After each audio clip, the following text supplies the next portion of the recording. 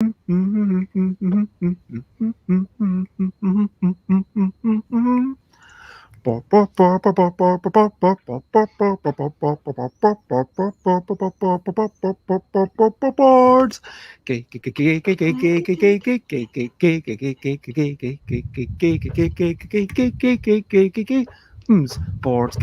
Board games, it's what we're talking about. Board games, I'm not gonna shout. I am starting off this morning with a little bit of singing. And maybe it's morning only where we are. Well, Dina is afternoon, even though you're not very far, because maybe for you it's evening, you know.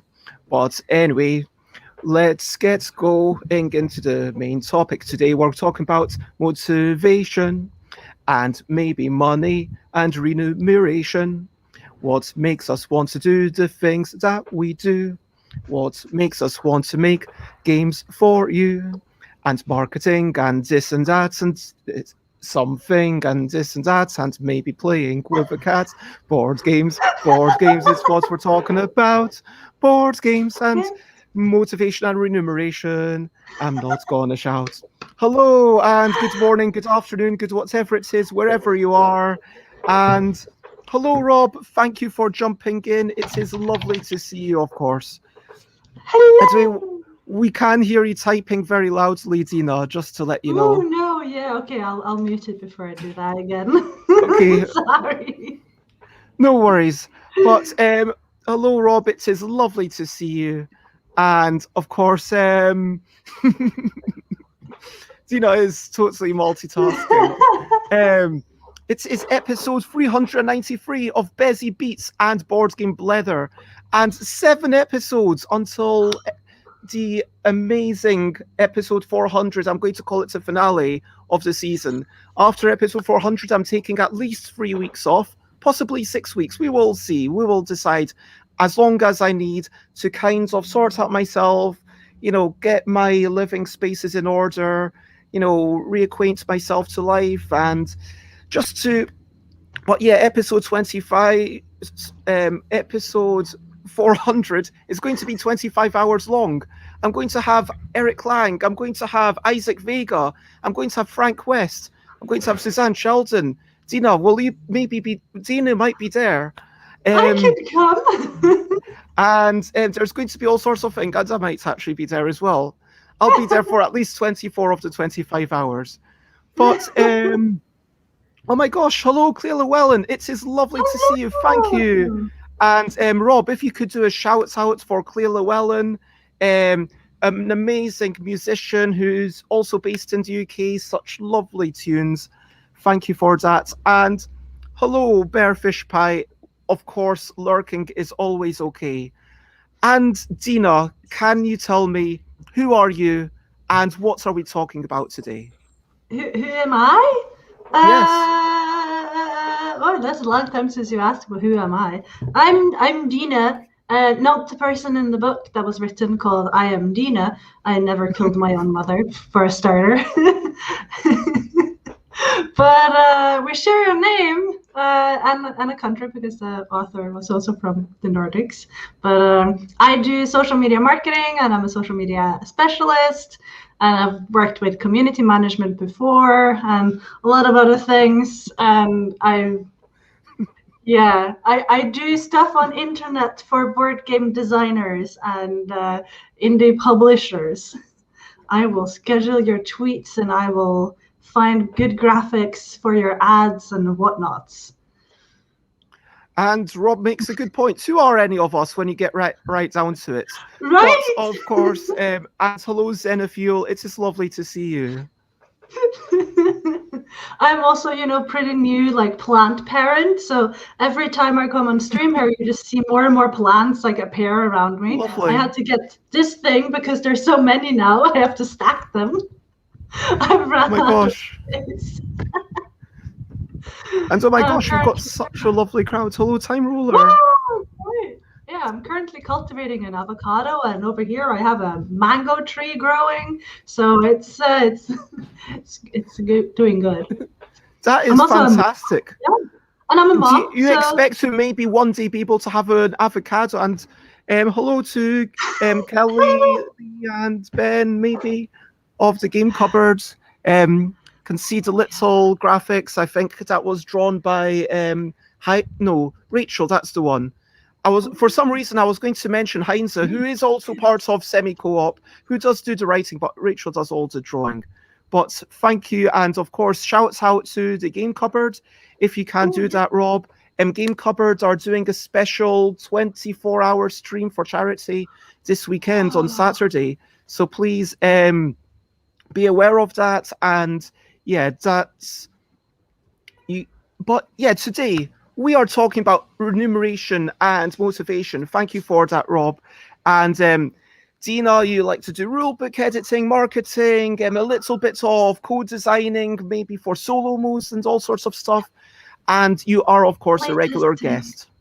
Yeah, I'm a mom of a 4-year-old, and I love talking. So I thought that this would be a really interesting topic, partially because of recent interactions privately between myself and Dina. And so, like, there's definitely a tiny bit of bleed. And said, hey, this might be uncomfortable, but as long as it's not too long an episode, that's okay. So we'll try to make it either less uncomfortable, or if it is totally uncomfortable, then tell me in the private chats and we'll finish it off. And to better cope with it, I went and I got myself my first Star Wars hoodie. I've never owned a hoodie in my entire life, and I thought, like, it will make me probably look comfortable, so I will be comfortable.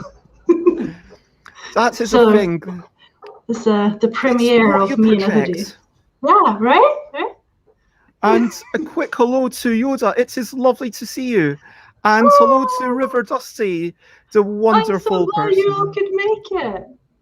Thank you very much. And of course, now for the main first section, where I invite everyone in chat, and of course my wonderful, beautiful guest Dina, to say, what are some of your recent highlights, living life and seeing the sights, recent highlights, playing games and other delights, recent highlights. So what have you been playing? What have you been enjoying? What have you managed to achieve? Or if you have something that's a bit of a bad news, you can share it with us if you feel like you really need to get it off your chest. This is a safe space. So, okay, I have like a lot of things. Questions are going to be in a moment, so I'll get to that later, Dusty. But firstly, Dina, Yoda wants to remind you to hydrate. Oh, I can do that, yeah. Absolutely, you're welcome.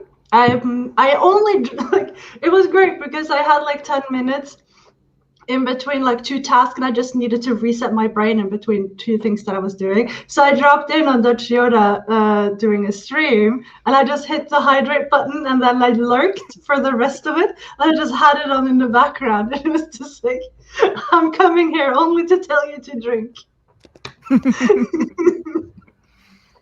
So that's a payback. But it was nice having you on in the background when I was working that day. I think I needed that. Oh, and if you do actually, I do have a shop. It's not for money. It's just for the channel points that everyone gets automatically just by watching. And so if there's any stuff that you think should be in my channel points thing, then go to the shop. But for now, apparently Xenofuel had an exercise bike delivered. Congratulations, and I hope that you enjoy using it, because it's not enough to just have it. It's got to be ideally something that you enjoy using. So I hope enjoy looking at. I mean, they're great for drying towels. I mean, at that point, aren't you better off just... there are cheaper things to have.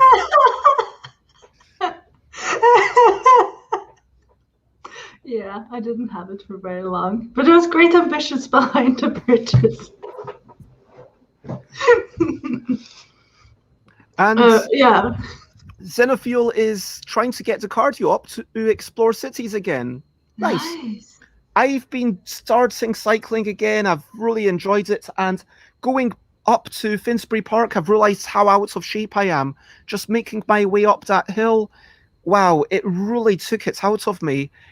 Just on Monday when I went to play Roots with Scrappy Kid, but yeah. Other recent highlights. Rob has gotten a new PC this week. Managed to get the main Ooh, tool set up on it last night, which went well. Fantastic. great. And a little dinky, little tiny machine from Lenovo. Have you heard of this, Dina? No. And quick hello to Nicholas. It's lovely to see you. And another recent highlight. That's the second time I hear people love listening to me in Nederlandic in the background. Let's make that my recent highlight. Oh, that's lovely. And yeah, shouts out to Dutch. I love the fact that this is now becoming a real thing. Don't say Dutch, say Nederlander Yoda, because we've agreed that. Nederlander Yoda. Yeah. And Dusty is currently in a business architecture Ooh. masterclass. That Wow. sounds fantastic. And oh my gosh, a Go 8 Assault course. Yeah, for the first time today. You will do it. Just You got enjoy this. it. Remember Yeah. to hydrate. Oh yes, that's a good shout.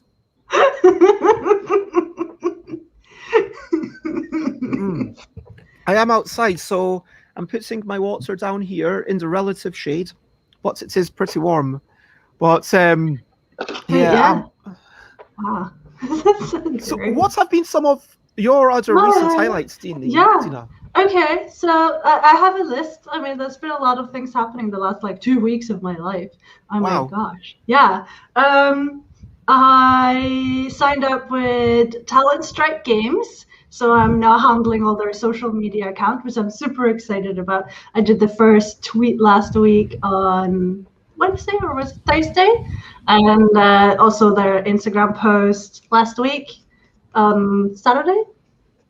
And that was so cool. We were like instantly on like 9% interaction, which I was super stoked about because very little has happened on the Instagram account for a while we were doing the transitioning. So that was so much fun. And I got a Kickstarter delivery yesterday that I've been waiting for from Attican Games. So that was like the try to win. My little kid wanted the purple board game survival kit, which is super adorable. Oh, and it's got your name on it. Yeah. Well, oh no, your child's name. Yeah. So his name in here. But it's got your surname and your child's surname. Yes. Because you share a surname. That's the way that offspring normally work. Yeah, he has a double first name, double last name. So he has a Finnish name and a Norwegian name. So I got this with the Norwegian name. He was super excited. He was like, "Oh, that's my name!" And then he picked all the things out, and there's like tiny dice in here, and he's like, "Oh, they are mine! They're purple!" And he's so excited. And it was fantastic. And this morning, when I was getting ready for breakfast, he was actually sitting in the living room with like, okay, so this game is like this. You take this one, and then you roll, and if you get this, you put it there, and then there. And he was actually making a game with all just the pieces in here, which was a lot of fun. So we actually like made a game this morning. Okay. Well, technically we made two game because this morning also being 3 a.m. chatting time when he was trying to tell me about my job and how it could be played on like this board that he was drawing, and he was trying to explain me. It's like you go into this field when that happens, and then you get to do this action, and then you can go one in, and then it's like actually that could be a game. We just need to tidy it up a little. Your child just sounds so creative and wonderful. It's so much fun. And this tiny little game, which is the mini memory mischief. Also from Attican Games. Lovely. Yeah. It's my first tiny little, and we found out that it actually fits inside the dice bag that was crocheted from Attican Games. So it just like these two perfectly fit inside, and then you can take them with you. So I'm hoping that this is going to be like my wallet games that I can take with me for my train trips, and I'm traveling next week. So I'm gonna bring it with me and see if it works for train trips, because it's a lot of tiny pieces, but we'll see. We'll find out. And then obviously this one. And I mean, what All other sorts news? of games arriving. I know. All the things. All the things. Oh, so All much the things. amazement. I got this game yesterday as well, which is Sosa's by In Real Life Games from the Oh UK. yes. That's And the one that's kind of based on Among Us. Like it's heavily inspired by that. yeah, yeah. And Stella recently was doing a tweet about it, so that's been really cool. I just absolutely love Stella when she's like, "Oh, I can do this thing and this thing," and it's just fantastic. Well, maybe next time we see you, you'll be able to tell us about which one of them has brought you the most joy recently.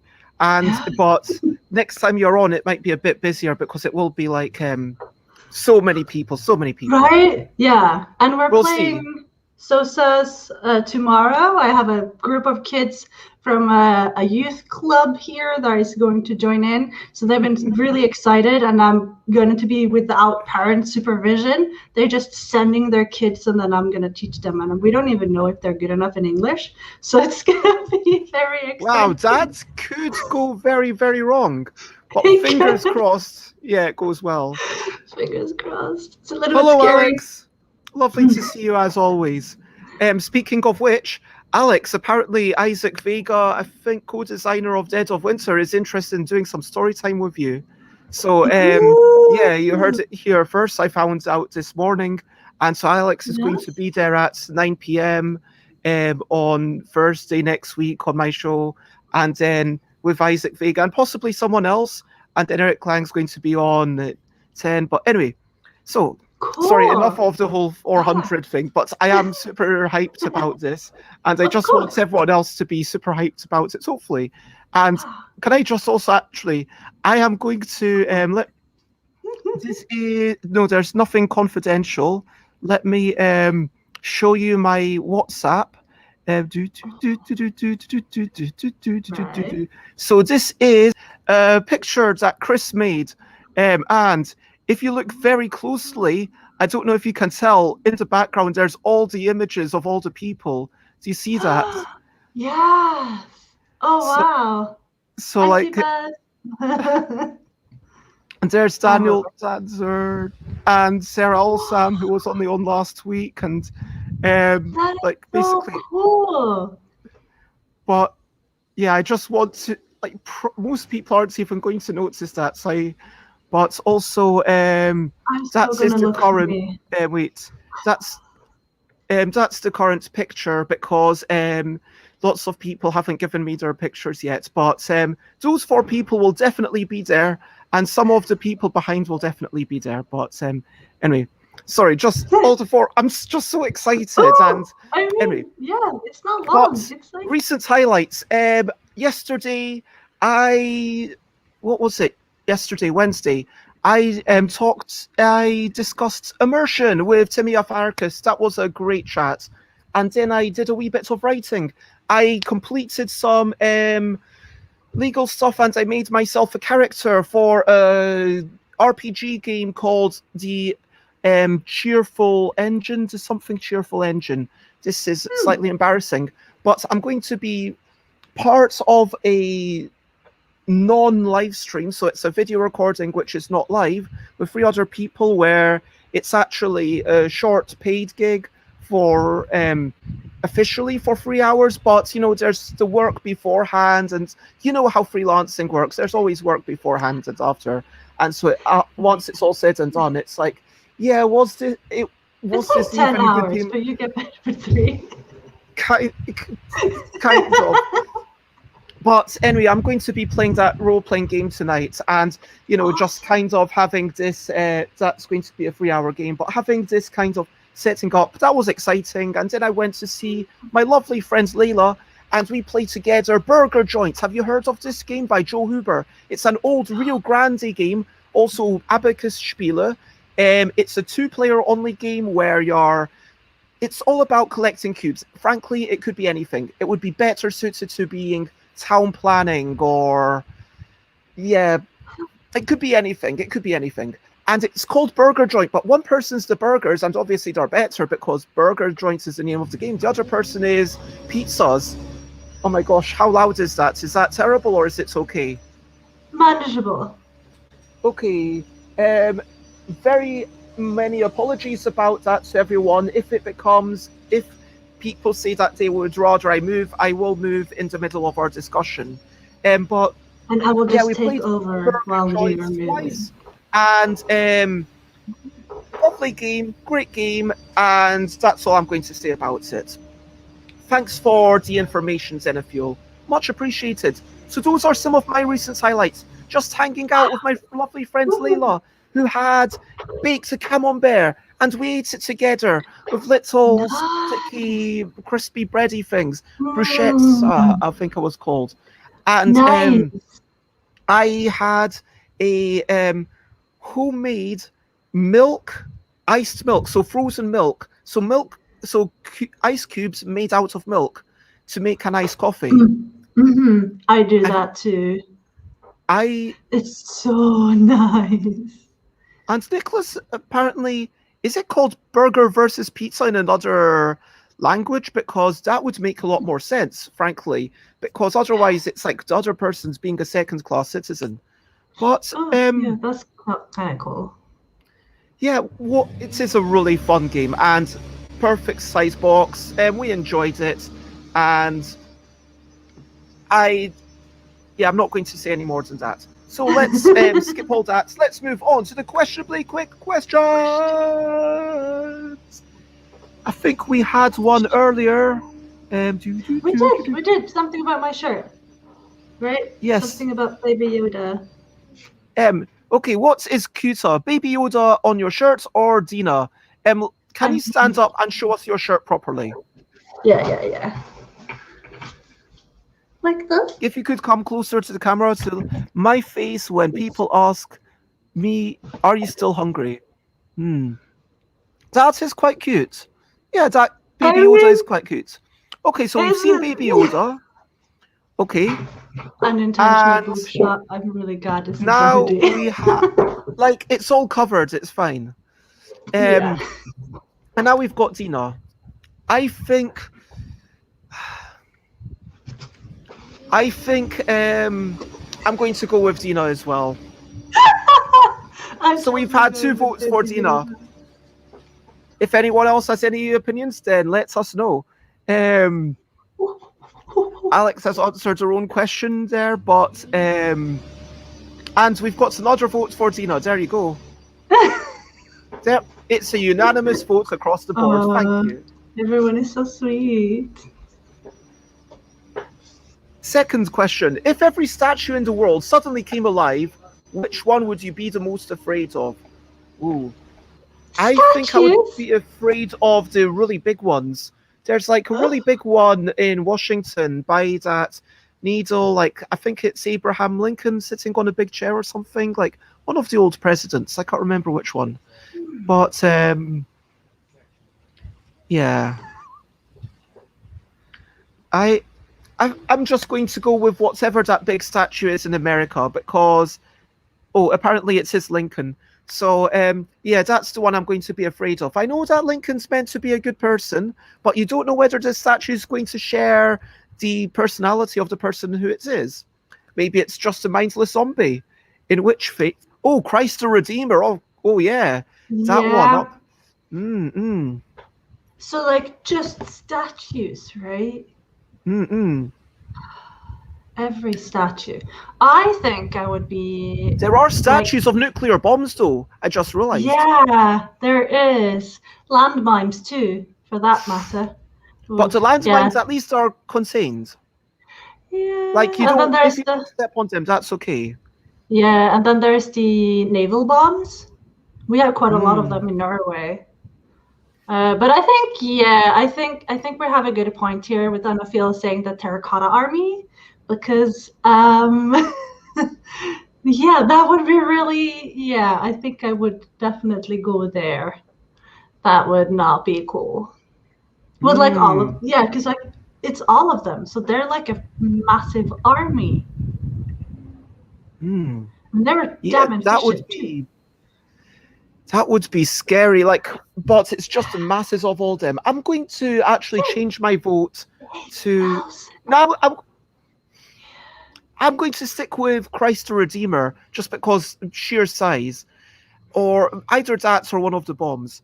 I mean, isn't there like, ooh, Norway has some pretty good statues. There's a park with like, there's a monolith, which is just people, naked people stacked on top of each other. And I think it would be pretty scary if they came to life and started to like detangle themselves from each other because they've been this massive, 60-meter tall. I don't know. It's huge, right? It just feels like it's massive. I hmm. wonder actually how big is it? This is some big questions. Like, would there be a huge kaiju battle between the statues? This seems like a perfect topic for a game. Giant statues brought to life. Um, maybe that 100. There's a 100-meter tall Buddha somewhere. Yeah, There's a but Superman one somewhere. What if he was hostile and had all the abilities of Superman? There's one in Berlin influence. where, wow, this is really getting vicious. I mean, there's a Okay, lot of statues, yeah, that could potentially be rather threatening. I'm going to show. So thank you for sharing this with us. So yes, there we go. The two-player burger versus pizza Familienspiele. Joe Huber Das Duel. This That's seems like true. a much better name than Burger Joint. Also, the graphics look a bit better. I would be very interested to look inside. I am going to. I don't know if there's pictures already on Board Game Geek, but if you have pictures, I would love to see them. I'm not necessarily going to show them all off just now, but my one, I know that Layla said that Layla's main problem with it was simply the graphic design. Um, and Statue of Unity is the world's tallest statue at 182 meters, apparently. And hello, designer card. Hmm. I mean, ooh, imagine all of those like just What do you think? Does this stomping. need to be a game? Statues Is brought to it? life. What would you call it? It sounds like a party game. I'm thinking like, cause I'm thinking not a party game, but a light kind of game for like 8 plus. Like there are some strategic decisions, so not just a game about self-expression and frivolity, but maybe about um I guess you could have a if you wanted to do nothing else and do no game design, just do a King of Tokyo expansion for giant statues brought to life. That could be cool, yeah. Oh, statues of limitation. Oh my gosh. And you've got the cards that have your abilities, but then you've also got other cards that have limitations for the statues, like maybe you're crumbling, or and um so then everyone's trying to make yeah, this could be a game like there's two groups. You've got the team of statues, and you've got some cards that say this is how you can, you know, do things, and then some cards that are like, hey, here's your limitations, and then there's one judge who says, okay, that group is better, they score a point. And so very Okay. similar to Trial by Trolley, but Yeah, yeah, I like it could this. be fun. Super fun. Yeah. And thank you very much for lurking. Um, and yep, some statues might be adorable. But there was one other question inspired by burger joints, or burger versus pizza, as it's called in Germany these days. Would you rather eat a pizza burger or a burger pizza? What So do you think these are? pizza burger sounds like a pizza that has a burger inside. It's like a wrap, like kind of like a calzone thing. A Mm. burger pizza sounds like you just sort of made a really small pizza and then you smashed another pizza on top. American style, so probably like a little bit thick base.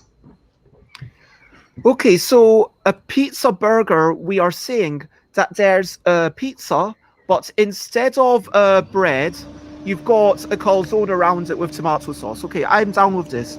But I'm going to say that burger pizza is okay, let's call this the burger pizza. So the burger pizza is the burger, so like the meat patty, and then it's got pepperoni, red sauce, mozzarella on top. I am going to say I would rather have the burger pizza. I would rather not have the pizza base. I would rather have the pizza toppings. Like, this sounds pretty good. I do not know this place, Xenofuel, so please let me know the name of the place and what street it is on.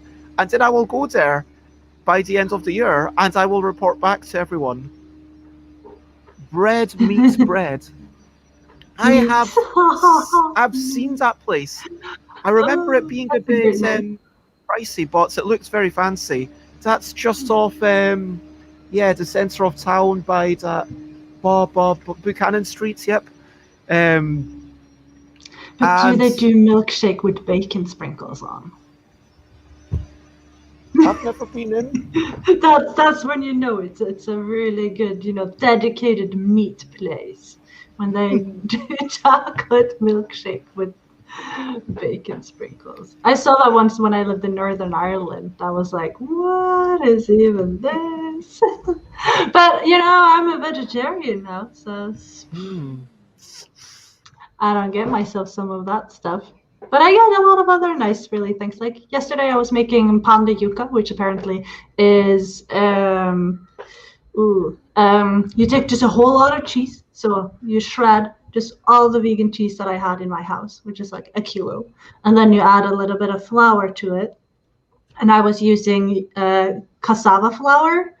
And then you shake it and you add vegan butter, so plant butter. And then you just make a bun out of it. And it's just so nice. And you can use it for a pizza base, or you can make pita bread out of it. And it's just so soft, and it's just like so much cheese. Wow. It's a bit delicious. Now, Dusty, I'm going to call this the final questionably quick question, which is fast food cheaper than home cooked food? I mean, no, it's not. But, like, yeah, I guess that's the answer. But it can, depending on where you go, it can be pretty cheap. I've talked before, like I can go off and buy free chicken wings for 90 pence, which is pretty cheap. But if I wanted to do that, could I buy something? I could buy some peanuts. I could buy a bag of peanuts. Peanuts from a cheap place, from a cheap supermarket. That is honestly the cheapest form of healthy-ish calories. And yeah, it's interesting though, because obviously with fast food and home cook. Oh, what?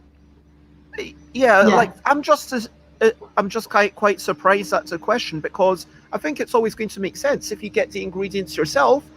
If you take the labor to do that, then you're always going to. But I'm wondering whether Dusty is meaning in a restaurant, like fast food, but. Well, I think we can see it from two different angles here. One, it is going to cost you more per meal to get all the things that you need in order to create the fast food experience at home. The home fryer, the wok pan, plus all the ingredients. So for a person who's just starting out, getting all these things required in order to make the food is going to make the food considerably more expensive. But after a year of this investment, obviously that's going to be returned in the sense that the fast food that you're making at home is going to be cheaper than the fast food that you would get from the stores. But for someone who doesn't have the privilege of having a home kitchen or having the space where all these things is a possibility, if you don't have an air fryer or a deep fryer or whatnot, then yes, it is cheaper to get it from a fast food store. Yeah, if I really wanted to have, there are just certain things that I could not have at home, but it's always going to be cheaper going to supermarkets, try and buy it in a little bit more bulk. But yeah, I could go to a supermarket and buy a lot more chicken for £2 and chicken wings, and then if I'm like, yeah, that is going to be better, and I am actually considering going off maybe today, who knows, maybe going off and trying to get myself a club card, because some supermarkets do the thing where basically they give you literally 50% discount on some things if you're willing to give them your information, which is what the club card's all about, which is interesting.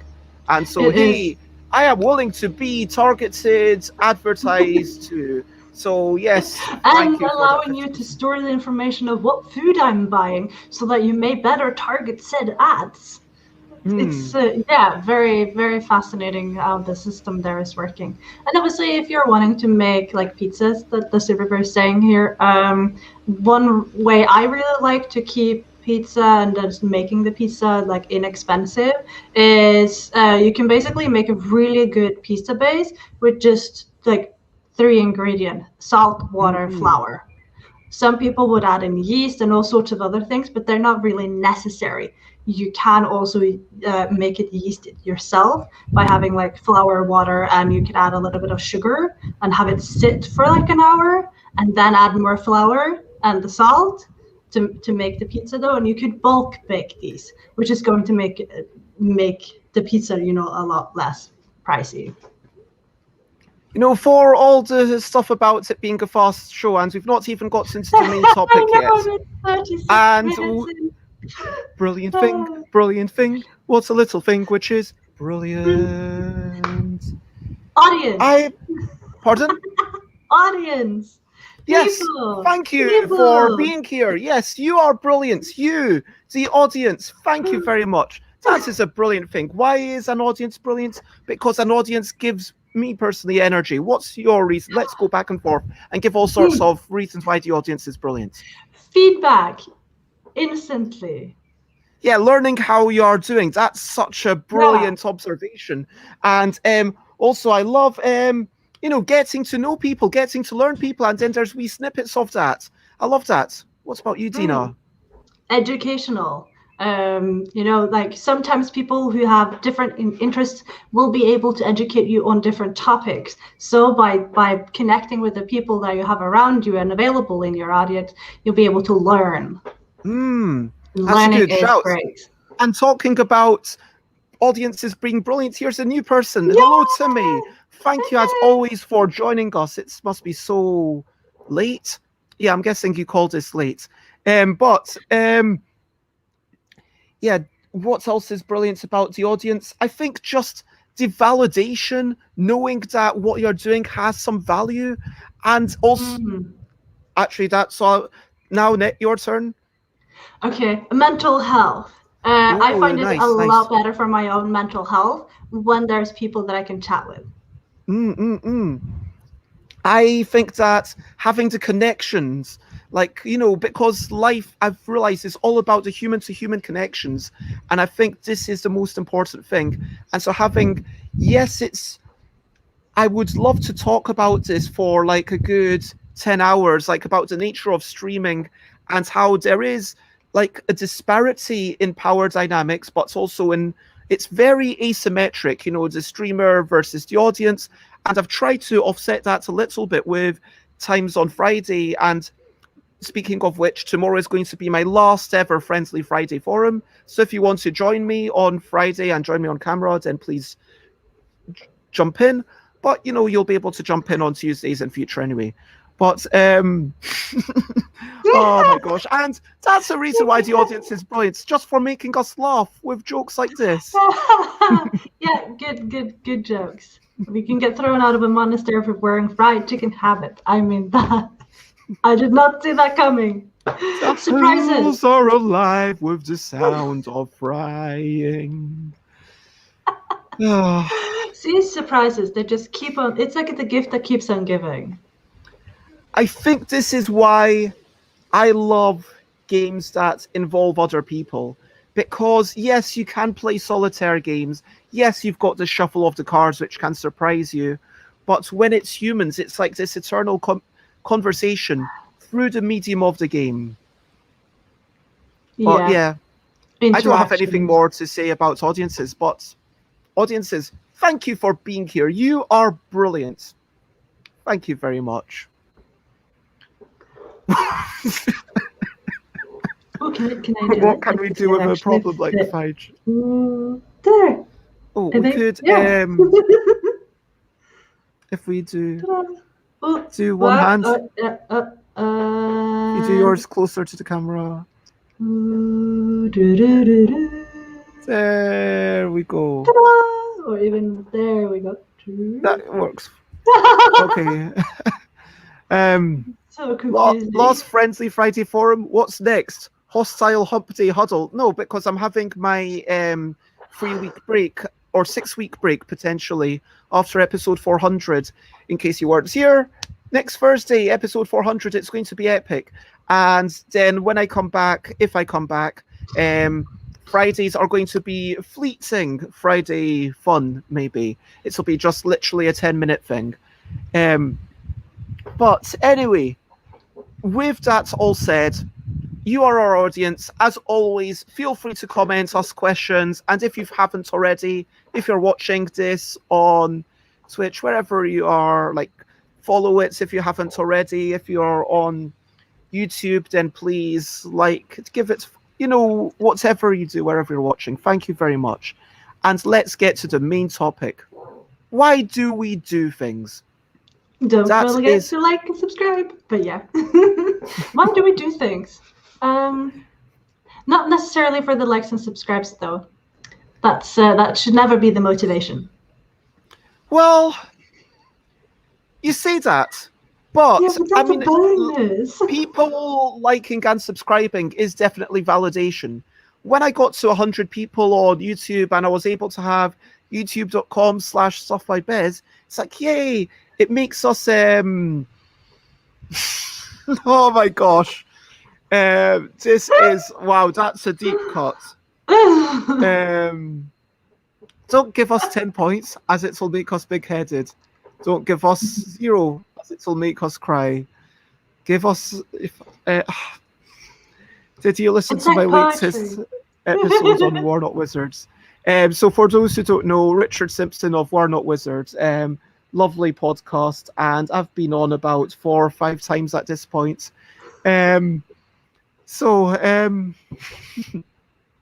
Is remuneration actually spelt correctly, or making me wonder now? I hope it's spelt correctly. I think we're good. I think we're good. But anyway, why do we do things? Why? So let's talk about some things that motivate us. How are different people motivated? What inspires us personally to create or to market or to be productive? Let's just go back and forth and let's just have a brainstorm about stuff that inspires us or motivates us. I am motivated by knowing that people find value in what I'm doing, because people subscribing to me, yes, that's good, but it's really people being present, knowing that right now there's 15 people watching. I mean, that's amazing, and it makes me feel like, fantastic, I'm able to, yes, it might just be on in the background, and that's fine, but you've chosen to have this on in the background. And the fact that other people are finding value in it makes me believe that, okay, there is some value in what I'm doing, and it gives me a sense of comfort in, okay, what I'm doing in life has some value. And that's how I find value in life quite often. But,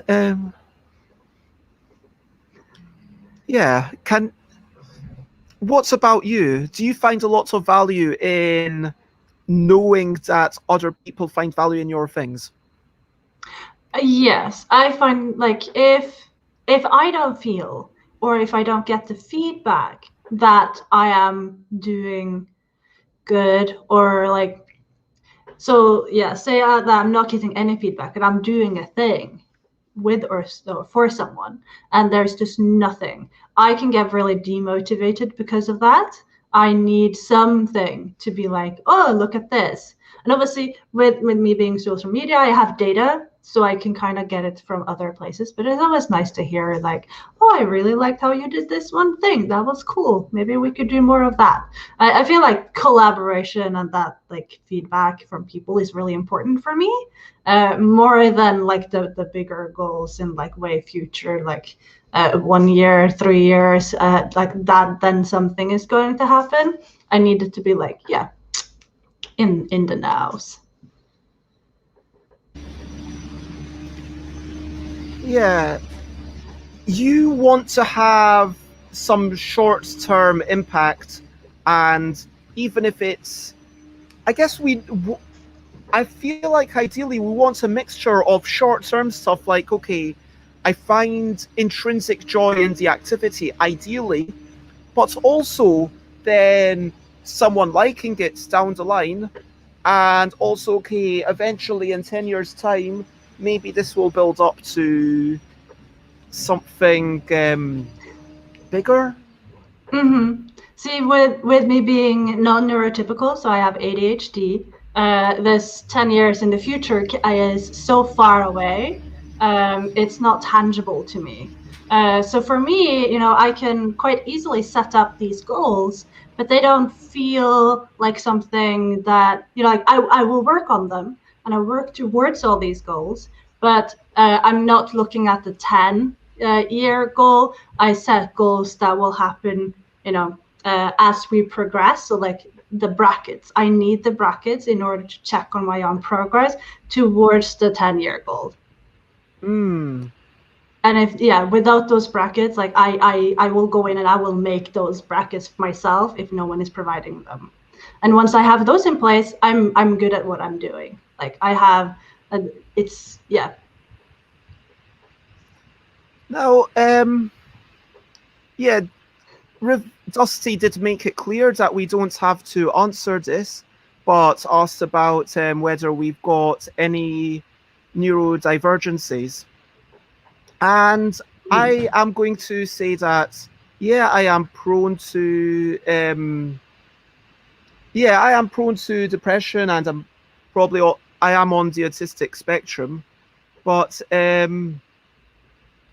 yeah, I would also say that neurodivergencies is a better word if you're including ADHD and, you know, autistic stuff, because that's not really a mental health issue. I mean, yes, depression is a mental health issue, but because it's something to be managed, but ADHD and autism also come with their own sets of superpowers almost. And it's a neurodiversity, basically. It isn't an issue. Like it can obviously severely impact our lives and how we're working and how we operate on things. Like we might need things slightly different, or how our brains are connected and wired with the electrodes being shooting back and forth is slightly different from a neurotypical person. But as you're saying, like I also consider these diversities to being kind of like a superpower that you can tap into, and as long as you know how yourself is working, you can utilize this to like for your advantage, and I think that's really cool. Yeah, I think that is the most important thing, to know what inspires us, to know what drives us, and with these sorts of things. And I want to just quickly thank you everyone for explaining the spelling. So it is remuneration, not renumeration, it's remuneration. But I also want to acknowledge this interesting joke. What did the orthodontist's son call his father? Dentist.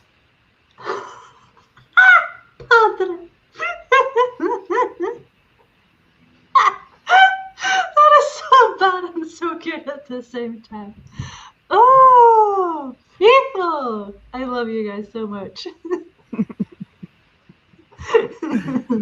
And Dusty, I'm glad that you've been managing everything well. And so, yeah, exactly Yeah. what Rob said.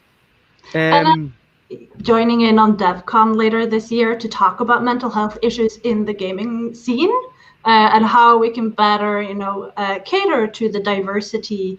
DevCon, what is that? Yeah, so DevCon is one of the biggest, or the biggest, when it comes to game design for video games primarily, but it is definitely a space that can be educational and also, yeah, interesting for people who are more into the board game scene. And I found it really weird that there's this division of these two things, because when we're talking about working with creatives like board games and video games, it's very much the same across board. It doesn't matter if one of them is a programmer and the other one is like working with cardboard and paper.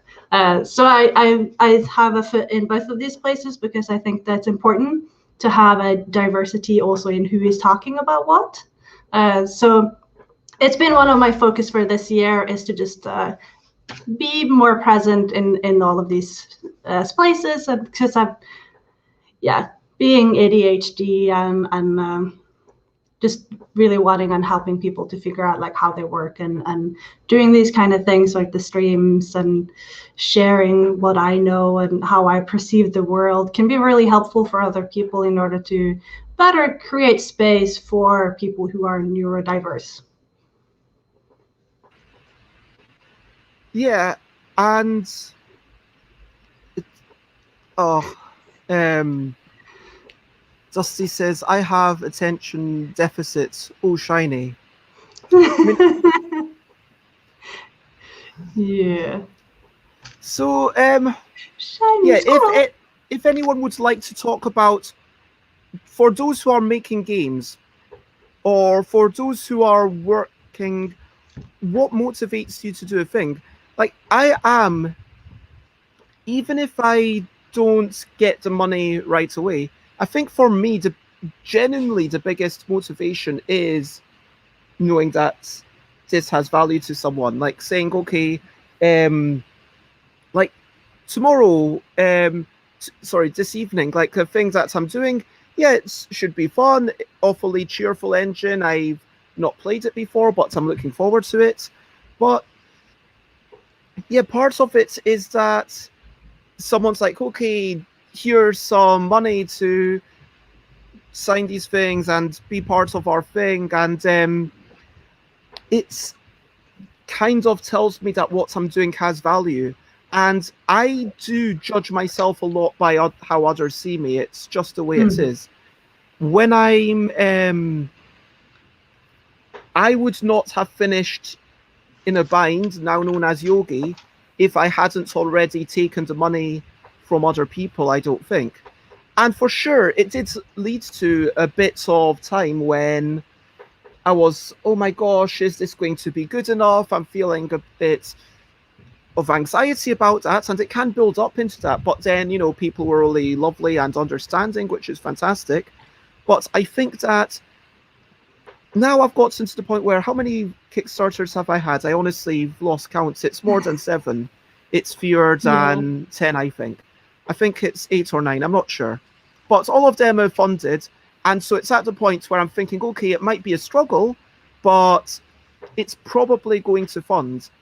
And some things I just might not start because I know it probably won't fund. But knowing that's okay, it's by showing things to other people, by seeing that they are, hey, this looks good, I'm motivated to keep working on it. How much, for me, if I was like, how much joy do I get just by saying, okay, I am enjoying doing this thing? Yeah, there is maybe 10% of that I'm able to think of. Maybe doing something because I'm like, okay, my future self will thank me for it. Things like brushing my teeth and having a bit of a walk when I don't want to, or maybe not eating 5 big bars of chocolates every day because my future self will thank me for not eating those 5 big bars of chocolates. And And that's an I would. interesting, yeah, because I can draw an analogy there. Like the 5 bars of chocolate, the reason I don't eat them is because like it will give me a tummy ache like this day. So it's like it's not like future I wouldn't self get a like tummy ache. tomorrow, but it's like today this could potentially hurt me. So I don't do that thing today. But I might tomorrow, and then I'll do the same assessment then. Is it going to hurt me So because you're you kind of pushed me one to of do those it? tomorrow never comes. So I'll be like pushing like potential like things that I've been considering. So like I'll be like, I need new shoes. Okay, so I need them. It means it has to happen. But I'll be like, am I gonna get them today? Nah, probably not. And then I'll be like waking up one day and I'll be like, today is the day to buy shoes. But unless that thought comes in the morning, I'm never gonna go get them. And then it'll be like half a year later and someone will give me shoes or like take me to the shoe store to get the shoes because it just never occurred to me to like go and do it myself unless I was like close by and be like, hey, there's a shoe store here, so I can also go and do that thing that I've been trying to remember for the last 6 months, but I don't want to go for that particular thing. So it's like, yeah, that's how I work.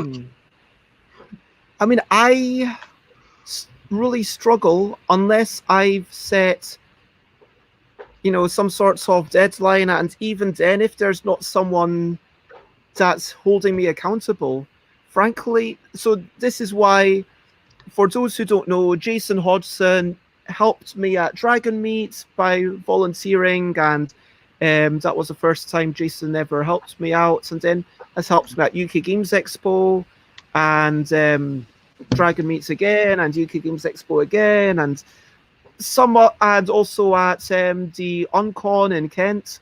And yeah, I think those are basically the places where we've been together. And then a year before last, before things, back when there were conventions, the last year of conventions, in 2019, I was like, okay, you know what? I would like 2019 UK Games Expo. Everyone definitely helped me a lot to put tables in order, to get stuff in order. And I was like, Jason, would you be up for helping me out? And basically, I'm paying Jason a salary, a fixed salary. Jason does a bunch of work for conventions. Jason is going to, assuming we go to UK Games Expo and we are able to make it work, which will kind of work together on Friday about kind of trying to do all the planning and stuff, which I'm way behind on. But Jason's going to help me a wee bit with that, and Jason will be there, and then, be probably spending 80% of each day in front of the stand with me.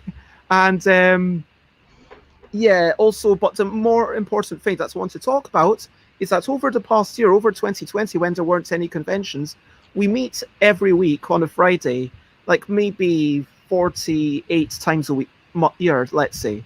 Not literally every week, but most weeks. And then we chat, and it's like a wee thing to kind of try and keep me accountable, because I need someone to help manage me a wee bit. And so I've recognized that and put systems in place. Mm-hmm. If you don't have, let's catch up with the chat a wee bit, unless you Let's have do anything. that. There's a So lot Rob of questions says, here.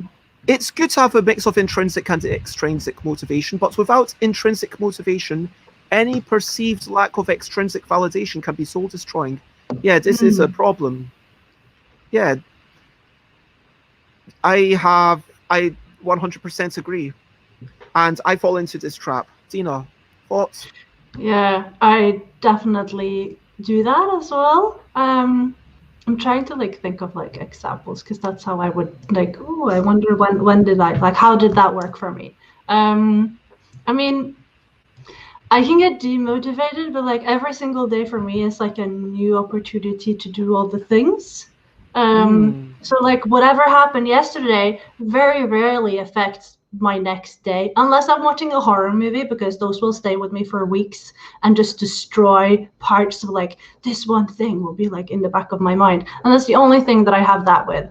But anything else is like I wake up in the morning and then it's like, oh, I'm gonna do all these things, and then the next day, even if it was soul destroying that day, the next day, or like even sometimes just like a couple of hours later, I will eat, I will have a water, and then all of a sudden it wasn't soul destroying. And it's up and downs of ADHD. It's like one experience can be absolutely so crushing, and then like 20 minutes later you having a different experience that just elevates you, and then it didn't really matter anymore. But while in it, you feel it so strongly. So sometimes it's like the whole day, and then the next morning for me it's like,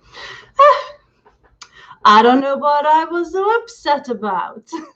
That's kind of interesting, because like I can ruin a day, but I will never ruin a whole week. Unless there's multiple experiences over the whole course of the week, obviously, then that's different. And River Dusty replied to that, this happens in the workplace. You work your butts off to complete something, and the boss doesn't even thank you. Just tells you to do the next thing. And if you don't have that thanks, then that sort of appreciation, then yeah, that's really problematic. Especially if you really need it in order to continue and do good on the next thing, then that can be very challenging. 100%. Bearfish Pie says, I get an idea in my head and feel compelled to work on it. I'm utterly awful at finishing projects though.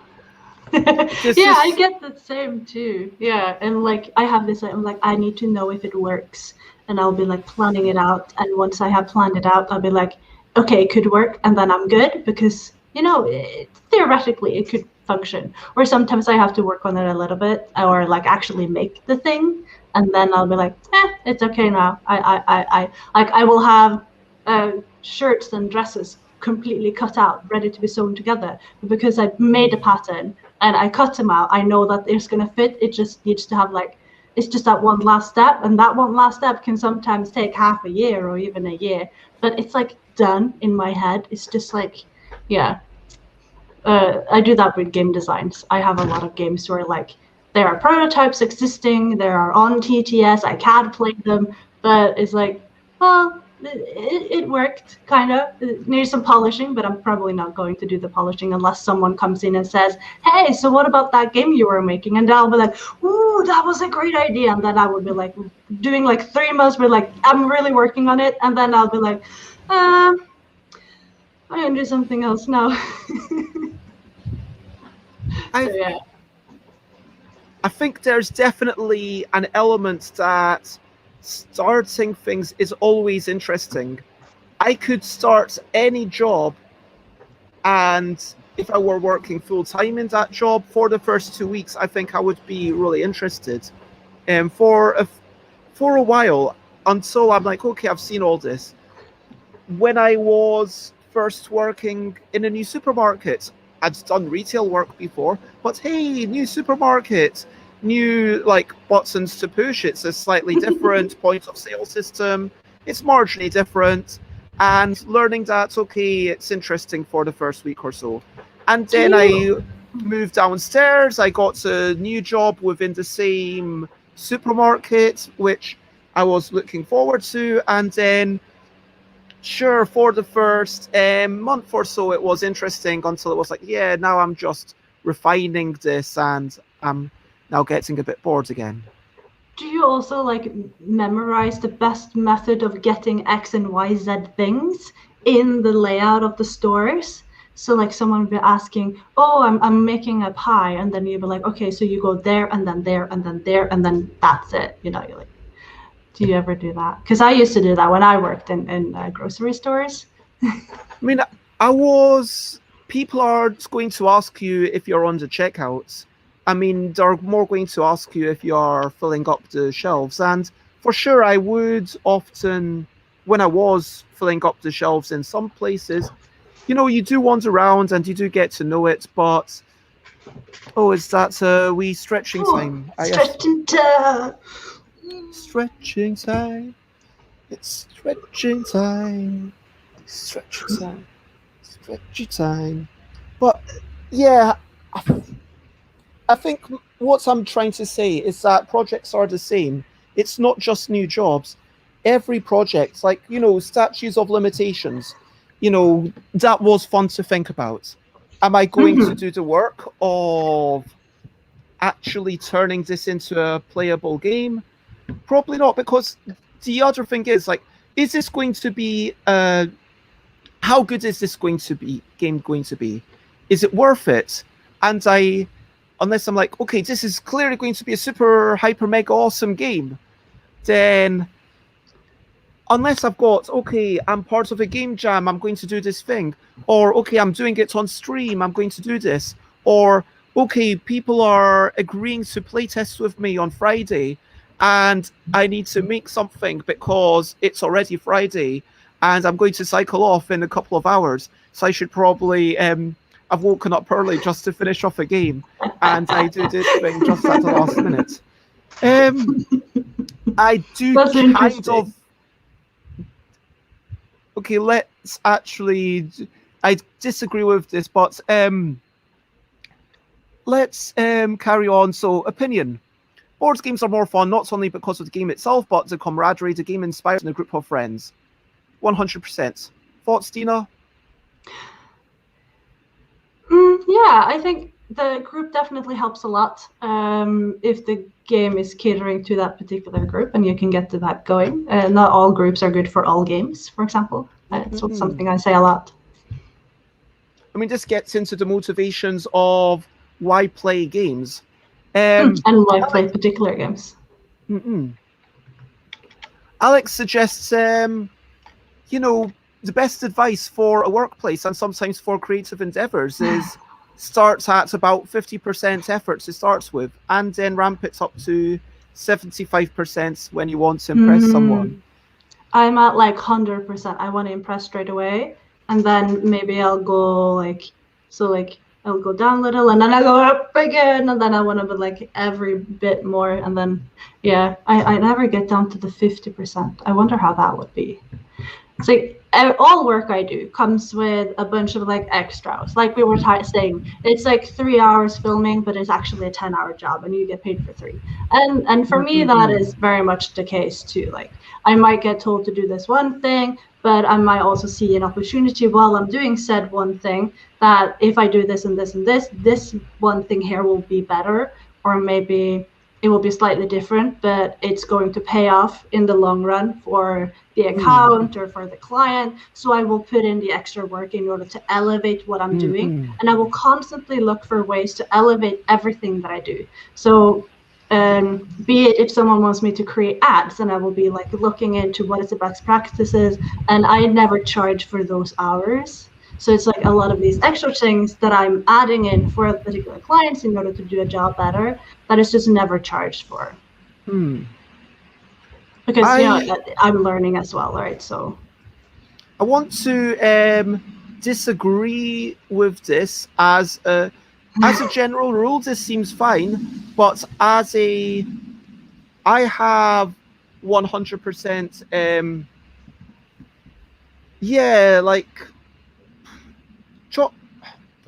I don't want to badmouth anything I've worked on. That's not good business relationships. But I have been contracted to develop things, and at a certain point, it doesn't really matter whether I enjoy it or not. It matters. I'm happy to hear that. But as a designer, if we're making things for other people, then I think that if the main way that I get joy is by having people play my things or working on things and being paid for those things, and maybe I get to work on developing a board game. Again, I'm not trying to make a game that's the best version of it for me. I'm trying to make it so that it's the best version for the target audience. I mean, but I can also understand what you mean about enjoying the process. But yeah, what do you think about, do you feel like you have to enjoy all your creations? I don't always love all of it, but I love most of it. And I will be like looking at things and I'll be like tuning it to I get that, ooh, that's good. And I sometimes have moments where like I have tweets that are like, or Instagram accounts like posts that are better than what I normally do, and I'll be like, "Oh, you're so pretty," and I will like having this little moment with my creation, be like, "Oh, I like that," and then I'll be like, "Did anyone see it? Did anyone see it? Did just like?" And then maybe there'll be like multiple layers of like words that I use that nobody else is probably going to understand, but then the off chance that someone does, I'll be looking at like this is the thing I'm making this week, and I'll be like loving it, and it'll be like my little baby, while all the others are Like just a beautiful minions. image. Yeah. And you'll be like, this is my creation. This is the best. And yeah. So, but I don't know all of them. But the interesting thing is that what resonates with you might not resonate with your audience. And exactly. I understand what people are saying, what Rob's saying, that yes, if without intrinsic motivation, then you're kind of relying on this crutch of extrinsic motivation, otherwise you're going to be destroyed. But and I if think I'm you have, loving, you first. I just think you have to find joy where you can, and I understand that you can be vulnerable to that lack of extrinsic motivation. The ideal is actually. What were you going to say before we get into the next question? Oh, yeah, because obviously, like a lot of the things that I do is handling things for other people so that they don't have to do it themselves. And that means that I have a task, which is like, it will be like, give me two Instagram posts in a week, and I want you to do that every single week. And then I have maybe I have some content already, and I need to be able to put copy that fits with the image, that fits to the audience, with tags. So I'm pulling for several things that I'm making. So like I'm making the tag list. I am gathering and then putting them together so that they look nice together on the Instagram feed. So it's like the whole experience that you're kind of creating. You're not just creating a post, you're creating the whole account. And for me, that's really cool. I think it's a very fascinating thing. And also like there's a little bit of A/B testing in between, so that I'll find like just exactly how the audience reacts, and finding the perfect balance of like, this is the creator and like the origin of it, and then taking that together with what the audience wants and creating something. So it's very little, it's not me, which I think is good. Even though I have moments where like, oh, this is a really good creation, but it is something that represents the audience and the creator that is combined. It's not, so I'm giving less of like me, but in the beginning, obviously there's a lot of me in it.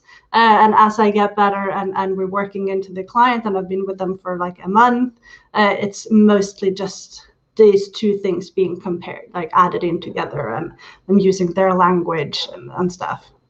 So I think that's a really nice separation in a sense, but also I take on like that persona that is the middle ground of the audience and creator.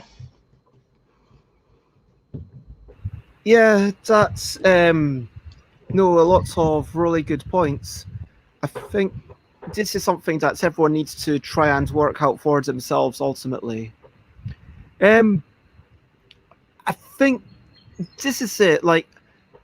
And I would like to ask the audience for what they think about these things. River Dusty asked about money, and before was talking about, it would be nice if they thanked you by paying more. Now, I think this ties into bonuses. We were actually talking off stream this morning about, percentages, which mean, if you are comfortable sharing this publicly, sure, hopefully.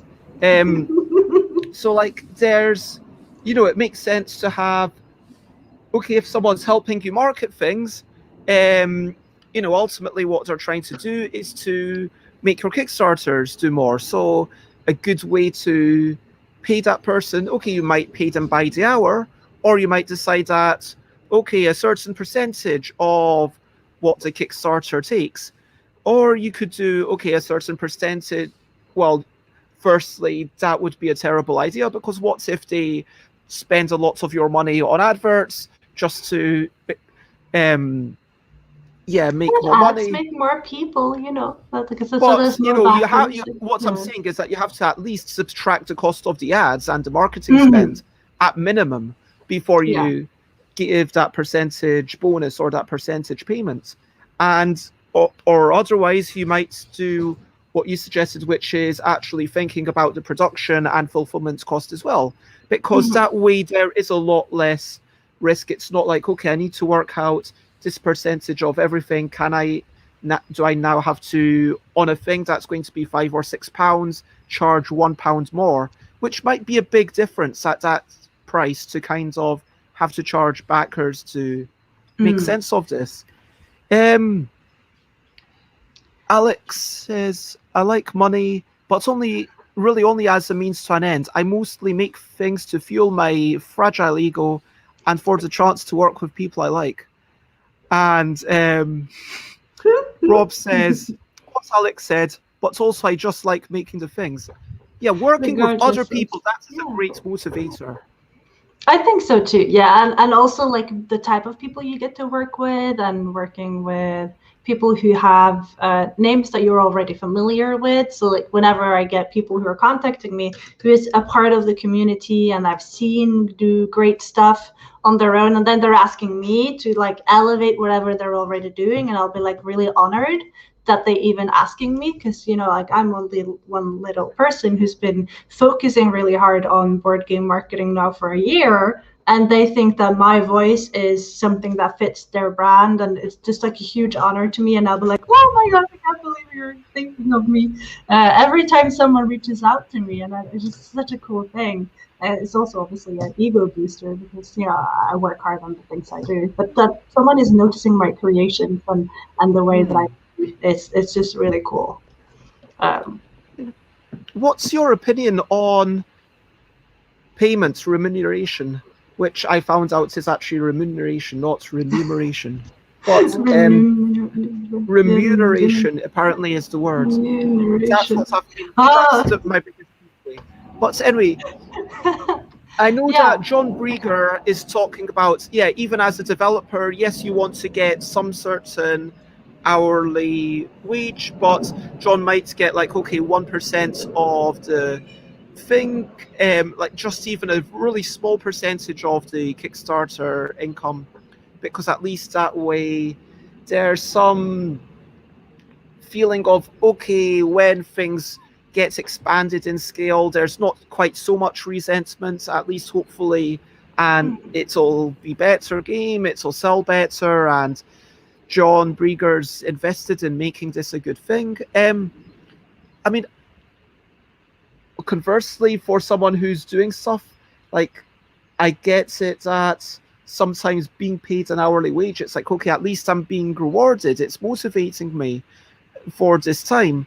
But yeah, what's your thing on hourly wages versus percentage income, and when is one thing appropriate?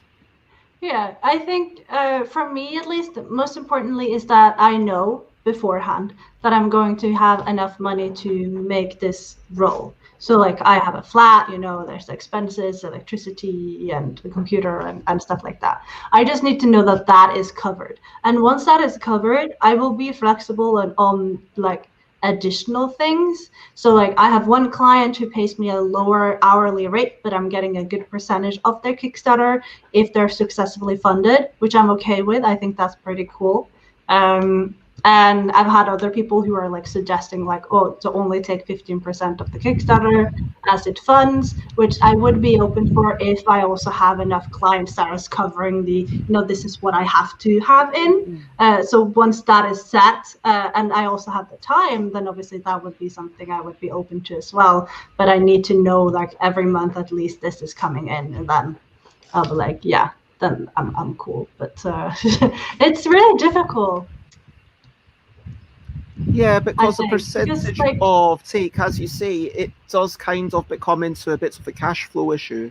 yeah, And and also like I don't really feel really comfortable asking for a part of the success in someone's Kickstarter, because they've been working for years, like whatever they're like, if it is something that actually goes a little bit on the plus side, it is, this is they've spent years, and I've probably only done it like maybe I've been with them for a month, 3 months, who knows, but I don't feel like it's fair. So I get a little bit uncomfortable when it's just a percentage if I'm only there for the pre-launch, for example. If I am there like for longer and I'm building up the audience, it feels more right to me that because then I'm a part of the team, but I'm not just an external consultant who's coming there to solve a particular problem. So for me, that's a little bit iffy in a sense, like when they were suggesting one of the clients that I have with a lower hourly rate plus a part of the Kickstarter is because I'm helping out with playtesting and giving a lot of like game designing tips on how to like help densify the rule sets and stuff like that. So I'm more a part of the team. And once I am there and working longer than just a pre-launch, I feel like it's more okay for me to be a part of the success. But there's so many expenses with the Kickstarter, like manufacturing and shipping and just like the percentage Kickstarter takes, and then maybe you're using a pledge manager who takes a percentage, and at the end usually there's very little left, and I'm like, why why would I take some of that? I mean, you earned it, right?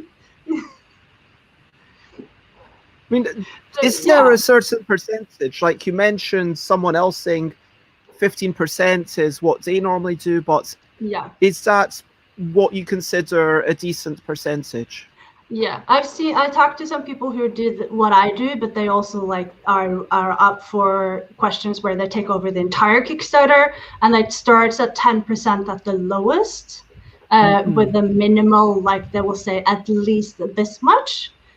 So there's like a guarantee of, say, I don't know, one of them was saying $1,000 for the entire pre-launch. So a minimum of that, but this is percentage. So if the percentage is lower than the cut that they're asking, then you have to still pay them $1,000.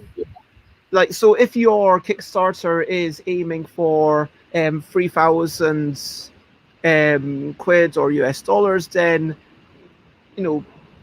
that's the thing. Like, also from the perspective of a marketer, at what point does it make sense? Because it is always the question, at what point can you really pay someone? And based on just one Kickstarter, it's like, is this one Kickstarter going to have that much? Because maybe it's only bare funds at 3,000, and okay, that's 450 quid, but for all the work that might have gone into that, that's maybe not a brilliant return. And obviously then it comes into like, because obviously we do this for a living, so we're better than what anyone else would be at doing this. So having us on should at least make it easier for you to fund, because you have the network around like the support that is required in order to elevate your success. But also it's like, it's very fascinating and interesting to me to see like how people are handling it. I've seen some who are like saying it is of the total funding that they're taking a percentage. So if your funding goal is 10K, then they take a percentage of that as their pay, or even as their guaranteed pay. So if you go over your funding goals, then whatever that, and then not even taking into account the expenses other than the Kickstarter and the pledge manager expense. So there's a lot of different ways to handle it, and it doesn't seem to be like one or two different ways to do it. There's like so many, and I'm just thinking like, okay, I just need to have like, I need to pay my flat and all the other things, and then however that is acquired, like how whatever comes after that, I mean, like, it will come or not come. It isn't a motivator for me to think about these percentages, and it's just like, it's money. And to me, it's like, those are necessities, and once the necessities of your Maslow pyramid is covered, and I'm having an interesting job that lets me be creative and create exciting things with and for other people, like that's the payment for me in itself. I mean, this is definitely an interesting thing, getting back to this whole extrinsic versus intrinsic. And I guess Mhm. money becomes one of these extrinsic motivators and the joy of the activity. Because, yes, whilst if no one were ever to buy any of my future games, if no one were, let, if literally no one were to ever buy them, would I, okay, let's imagine for every Kickstarter that I do, I get a whole bunch of people backing me, but no one backs for a copy of the game. They just give me money randomly. Let's pretend.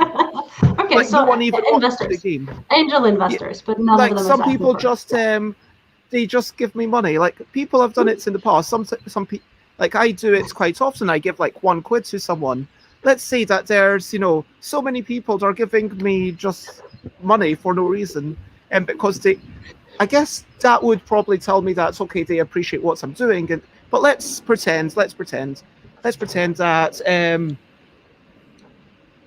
let's pretend no one backs my Kickstarter. Would I Mhm. keep making games? Because at least even if they aren't backing for the game, I feel like they're backing me because of the game. Because if someone says, "Hey, I don't want a copy of Kitty Cataclysm, but I'm still paying you a fiver," then I kind of see that as they are appreciative of the fact that someone's making a game like Kitty Cataclysm out in the world. And if literally Right. no one were Okay. ever to back any of my things, so let's say I had um, none of my future things ever funded. Um, no one ever bought a copy of my game at any convention. Would I keep doing it? I don't think I would. Mhm. I would have a long hard look at myself, at my creations. I'd think, why are my creations not engaging people?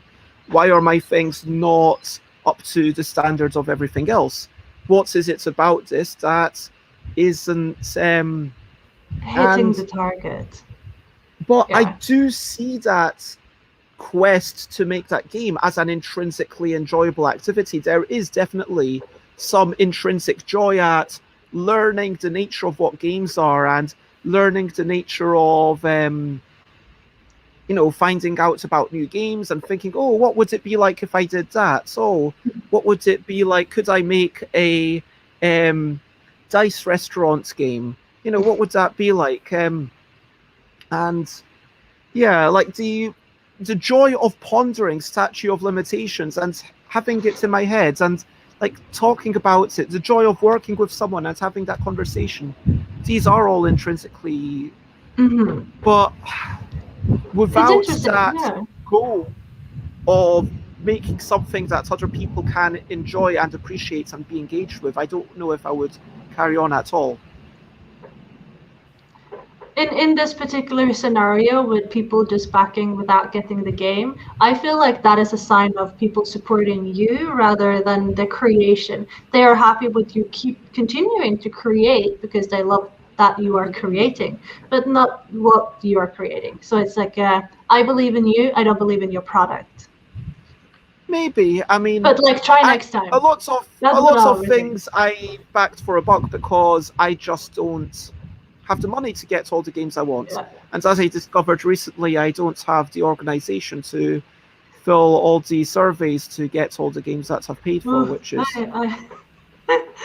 yeah, I was really struggling with the Atican games coming to Finland because it was like VAT charges, and there's like the particular website now that you have to like type in who sent it to you and like what is their company name and who is the sender and where did it come from, how much did you pay for it, what was the shipping that you paid for. And I was like, I don't know. I mean, I just wanted the game. I like, and they're like asking like, how much does it weigh? And I had to ask Nikita a bunch of questions, like, okay, so what is the legal name of your company? Because they need it for this thing. And it took me like a whole wow. week because the system didn't really work, and then they like lost my thing, and then there's like conversion changes. So it's like, is it the conversion change of the time that I pledged? Or now, and then I had to like call them and ask, and they said, well, we're actually taking it from like today on the when you're making it. So I was like, okay, so can I like game the system and wait the 2 days because I think the pound rate is going to drop a little, and then I might be below the threshold for not having to pay extra VAT charges. And they were like, yeah, sure, go ahead. If it's in the country, you have a week to do this, but it's not, they don't really think it's enough time frame for you to really try to game the system, and most people probably wouldn't. But it was just like, yeah, if you think that something's going to happen, then. But that's, frankly, if you had that amount of knowledge, you'd probably be playing a bit more of the stock markets or something. Or yeah, but then there's this whole thing with like Gen Xers where like their version of playing the stock market is to be angel investors now. So I'm like backing a game or like supporting creators is kind of like at least when you're doing it for no return, it is a little bit like being an angel investors, and I really like how that sounds to me. It's supporting someone to continue to do what they do because you find it fascinating or interesting, and you believe that they can make something really great, and you just want to see what they come up with next. So you're ensuring that they continue to do it. I'd like to move on to like the next question of helping other folk be motivated.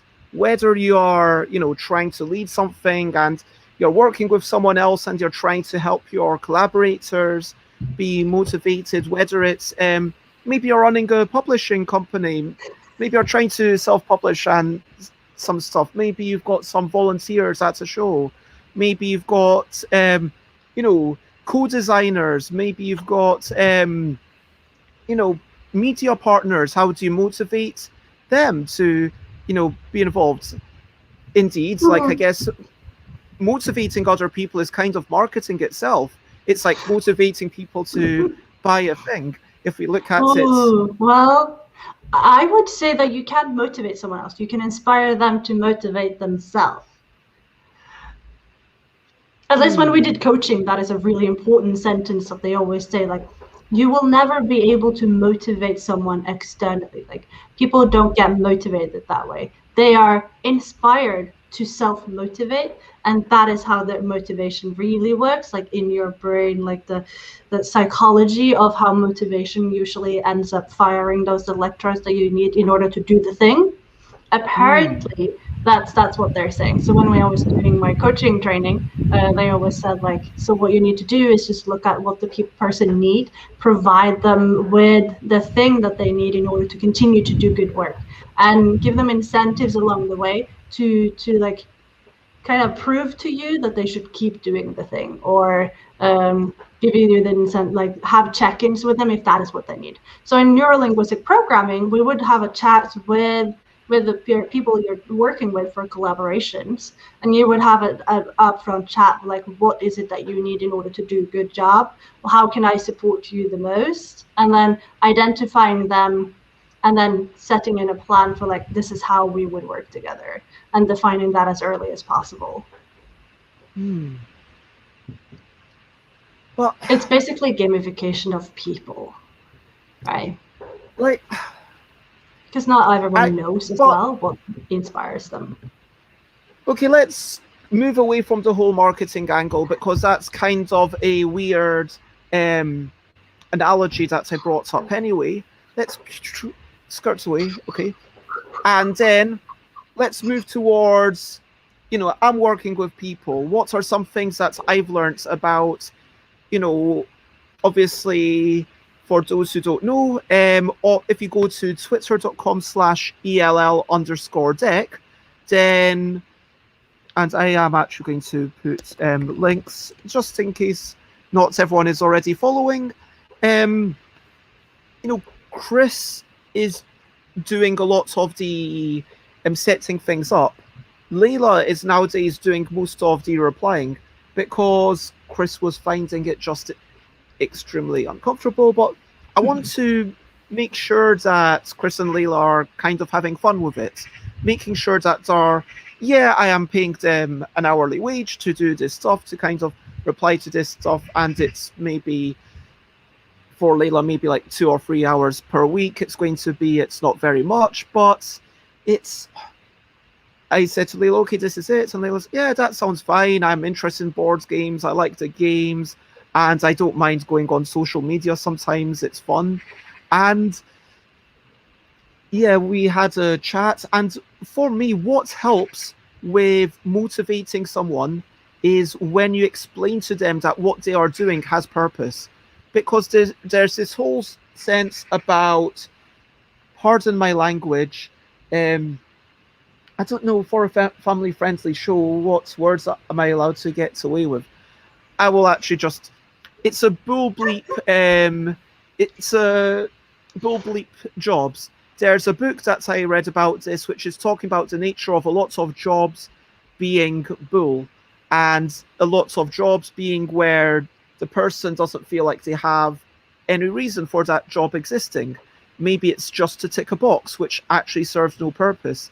Maybe it's just a job that no one even realized was necessary, but they continued, or people did realize that it was totally unnecessary, and you're supervising a whole bunch of people who don't need to be supervised.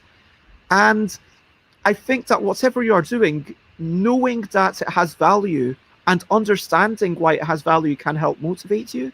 And so I think it's always important for me when I'm asking someone to do something that they understand why it's important, not just please. And I'm not going to say that every single step has to be explained. I'm not in. There's maybe a whole bunch of things that I don't take the time to explain to Chris every time I ask Chris to make a graphic. This graphic is useful because of X, Y, and Z. But I got Chris to make, the graphics for this Fremantle. I was like, yes, I want one thing to advertise it and one thing to be a provisional kind of YouTube template. But next week, once I get a bunch more pictures, because Scott Alden and Suzanne Sheldon and Isaac Vega, and there's a whole bunch of people who haven't given me pictures that I am definitely allowed to use. I mean, yes, of course, I could go onto Scott Alden's Facebook profile and take pictures, but that feels a bit intrusive, possibly. And even if it's a public photo, that feels still a bit much. And so it's like, hey, send me a picture when you can. Hey, you've not sent me a picture. I know you're busy with Board Game Geek, but send me a picture when you can. And I'll mention Scott, but, for now, it's just the 4 people. And anyway, yeah. Yeah. But so you're I tell Chris, once by, I've got more people to send me pictures, I am going to ask you to make a new thing. So kind of giving Chris an explanation of, don't bother making this brilliant. Don't spend too much time on it because you might have to redo it in some manner. And like the picture that you saw, there are repeated graphics in the background if you look carefully, which is fine because I told Chris to kind of do it quickly. But does that make sense? Like kind of telling people the purpose, showing them that there is a requirement, that it's not just bull. Yeah, you're showing that their work has value. Do you then also go in and give them feedback for said value and purpose? Maybe so because you did this, then this happened. Or I don't tend to do that often enough. I probably should do a wee bit more of that. Sometimes I do have, I try to say, hey, by the way, that thing you did a month ago or whatever, I forgot, but that was really good. And I try to reframe, by the way, this is a beautiful photo that you took, and Chris is really into photography, and by hiring Chris, I essentially have access to a whole bunch of not stock photos, because they're not photos for anyone, but they're pre-made photos that can then be adapted to Phrasal, because all of the Phrasal photos are just photos that Chris already had, and all the photos for and so it's like saying, this is really good. But you're right. I do sometimes try to do appraisals every so often whenever I want. And it's like, okay, this stuff you're doing well, this stuff, maybe. And now you can appraise me and let the other person appraise me. I try to make it a two-way thing. But I definitely could give more feedback and explain, hey, because of that, this happened, and make everyone aware of exactly what's going on. How do you help other people be motivated, and how do you give that sort of raise that awareness of the subsequent impacts of your actions? How would you go about that? Yeah, so at least for the people that I work with, when I have it, obviously not all clients have set in analytics. But when we do, I will keep them aware of how we're doing for the analytics that we're tracking. So like, be it once a week, if that is necessary, or once a month, because usually I will do like the month catch up. And it'd be like, okay, so this month we did this many impressions, or and then maybe I'll explain a little bit more about it depending on what type of clients and what kind of information they would be motivated or like inspired by. So, for example, last month of May, my What the What had 21.5 thousand impressions on Twitter alone, which is huge for an account that has only been active for the month of May.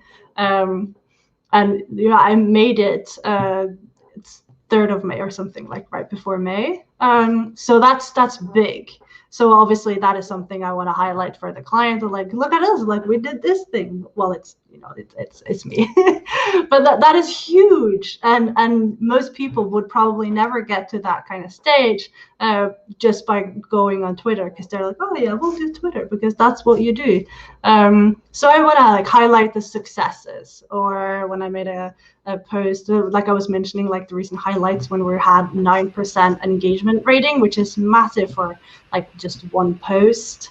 Right off the bat, being the first one that I worked on, that was really cool. While the industry standard is 5% of like the good ones, like actual influencers. So yeah. So I will look at like what can we highlight, what are the things that actually went really well, and what could we work on. I guess in a sense, it's also about keeping people involved. Like even if someone is, just there to spend 2 or 3 hours a week going through replying to everyone, making sure that everyone's got to reply, and retweeting stuff occasionally on Twitter, making them aware of the bigger picture again. It comes down to, but I guess the other thing you can do to help motivate people is maybe to ask them, okay, what do you enjoy? Because with Layla, I asked for a CV. Now, not because I don't trust Layla's ability to do the work that I originally asked Layla to do, but also to think about, okay, what are Layla's strengths? I mean, Layla speaks Turkish and Hungarian. Do I want native Turkish and Hungarian posts about the LDEC? Probably not right now. Like, it doesn't seem worth the time. I don't know what you think. But maybe one day. But yeah, like it kind of finding these things and saying, okay, what are you actually interested in? What are some of your passions? And trying to be mindful. Like Chris really hates interacting with people regularly. That's currently like in the manner that Chris was having to do until Layla joined, and now on Twitter that's why you see little L's and K's at the side, and it feels like bearing in mind what people are motivated to do, what they enjoy doing, and using that information. Is there any other thing that we should say before we finish that question? I think that sounds, I think we covered it. Okay, so the final question of the day is, when is it required to actually pay volunteers?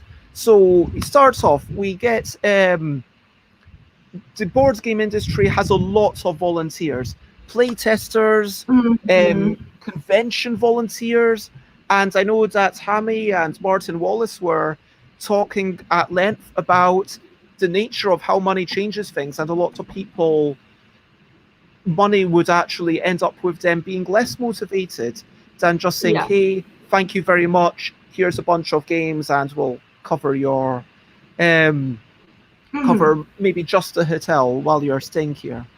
Absolutely. And like people who are looking within their own communities and finding influencers, for example, is one of the best ways to kill your community, because as soon as money is involved in like their passion, which is why you don't pay brand ambassadors in other end, then maybe you'd give them a discount percentage because they love you.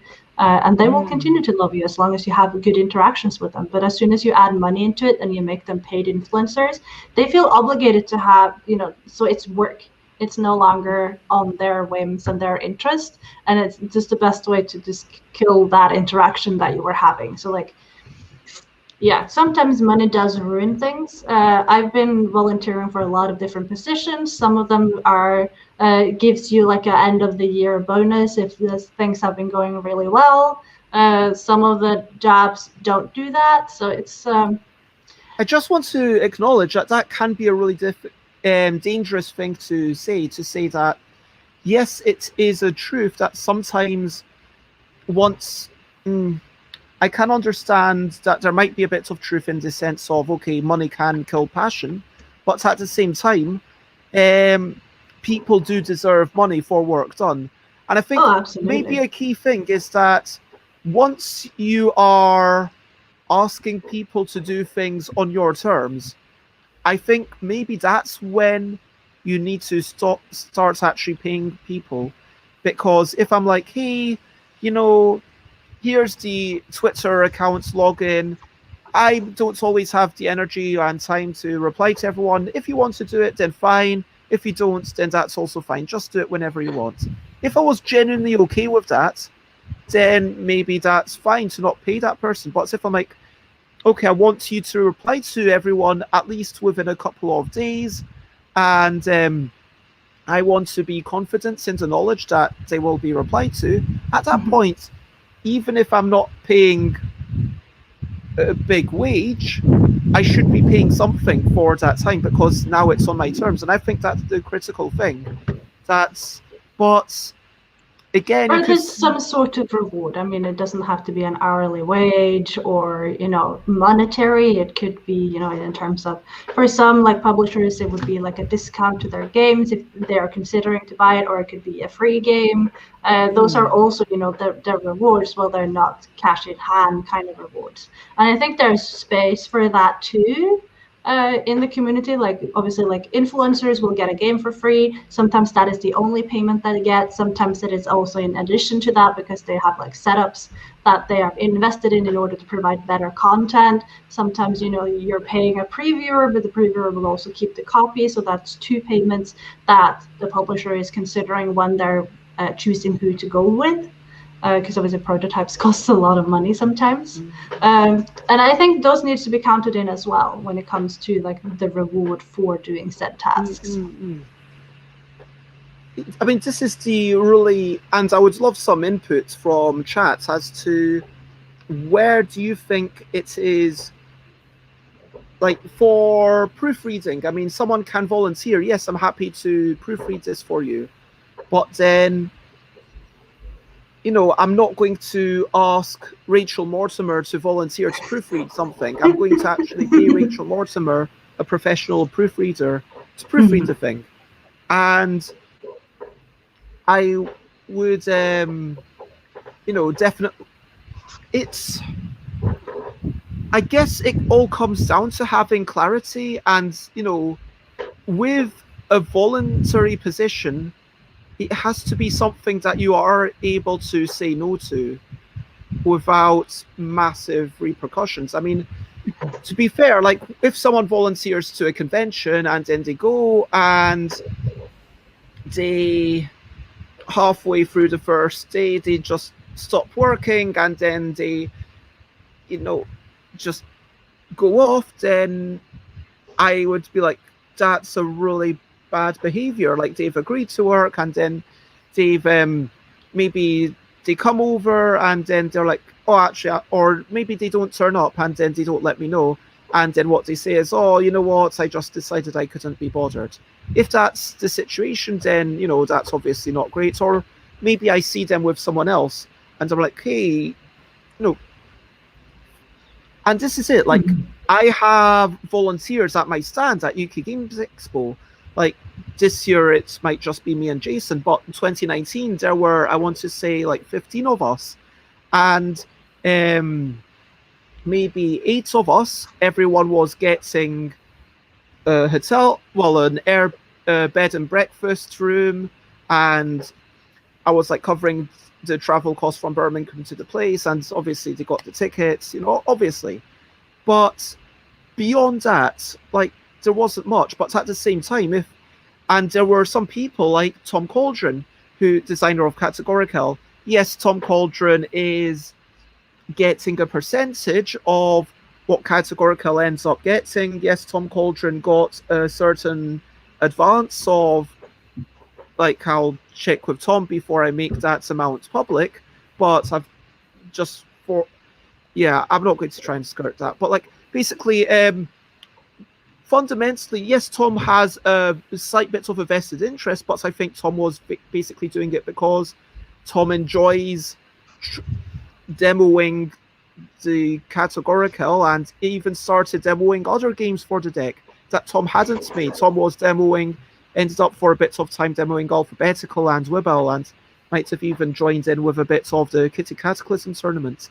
And Tom had her own place to say. Tom wasn't getting any, and there were other people like, Bez, the other Bez, Bez Ely, who wasn't getting anything except for a ticket to the convention, and that's not much at all. And came for the day, left at the end of the day, helped me out for half the day. And there is definitely a sense of obligation once you've agreed to that. If Bez had come in and just not come, I would have been annoyed with Bez. It would have definitely impacted our friendship, I'm not going to lie. If it had been, hey, I didn't fancy it, it's like, well, what kind of person are you to say you'll do something and then not do it?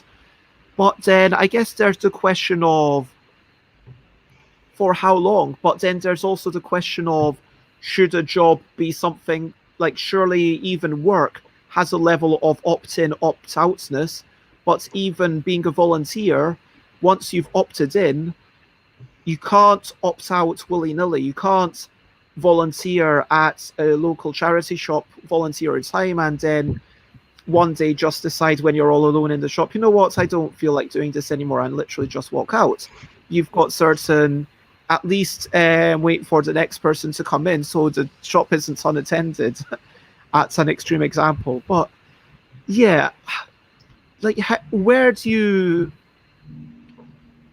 like, again, when do people need to be paid? And this is a really, really difficult question. I don't know. I mean, this is payment in a way. Having a name in the manual, and 100%. I love that. I mean, I worked on games when my name pop up there, or it's on the Kickstarter page. I'm like, I did that. Or when my name doesn't appear on something that I worked on, and I'll be like, but why didn't I get accolades? Like, especially if I wasn't paid as well, but I gave a lot of time or efforts for something, and then there's just like no public acknowledgement that I was a part of it, then I'll be like, oh, that's not cool. Even if I didn't, like, beforehand said that this is why, like, I'm doing this and I would like you to thank me with putting me in your manual, I don't feel like that is always appropriate to say. But it's more like, this is on you to decide whether or not you would want to thank people that way. And I think it's really cool when people do that. So like on the Whirling Witchcraft, which is coming out this summer, my name is in there because I play tested it, and I had a bunch of talks with the game designer about like what they were doing with it and stuff, and been really supportive throughout their journey up the game designing and just finishing it and getting it with the publisher. And I thought that was fantastic. And for me, that was enough of a thank you, based on how many hours I spent and just like poking people, going like, this is a really cool game that I've play tested, you should check it out, whenever that was appropriate. Yeah, this is a really interesting point. I will say that I have had times when someone said, hey, thank you for that feedback you gave us in Playtest UK, and we put your name in the manual, and I'll say, oh, thank you very much, and they'll say, hey, would you like to buy a copy? And it feels that kind of takes away from the niceness of it, because that, in at least one instance like that, it felt like they were saying, hey, we put your name in here so that you You would buy should a buy it. copy. That and that Oh, feels that's not really, cool. yeah. I Yeah, mean, not cool. in at least one instance, it was like, honestly, I love games, don't get me wrong, but I even freer, frankly, I've had more than enough games to play for a long time. And I know this sounds, yeah. Yeah, exactly. Like it becomes vanity publishing. Yeah. I've had Let's my not do name that. in Design 100, which was actually really cool. So this was a thing that they said, "Hey, we've got your name. Would you like a copy?" But those copies were for free. I think that's a big difference. And this was just like this genuinely felt like a celebration of um, people that they felt were somehow valuable. And I was fantastically honored to have my name in like one of apparently the top 100 people of that year. And Nice. I know who like put forward my name for that, but but like that, and that was, you know, really nice of them to do so. And to, yeah, have, obviously this is a media company. The reason that they made this book is to say, hey, we have an idea of who the top 100 people are. And so they kind of put their own logo in tiny fonts. And I think they had like 5 advertisers. So they had Hasbro, and, you know, they probably had, as I don't know, they had big companies like paying to fund the print run, I guess. So it's not like it cost them the entire print run money.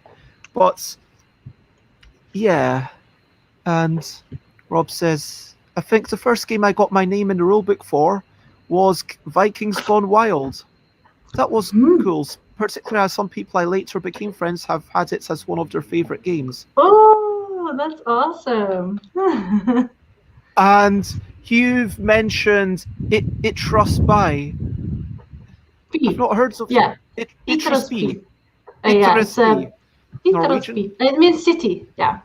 Okay. So when I was 15, so this is like almost 20 years ago now.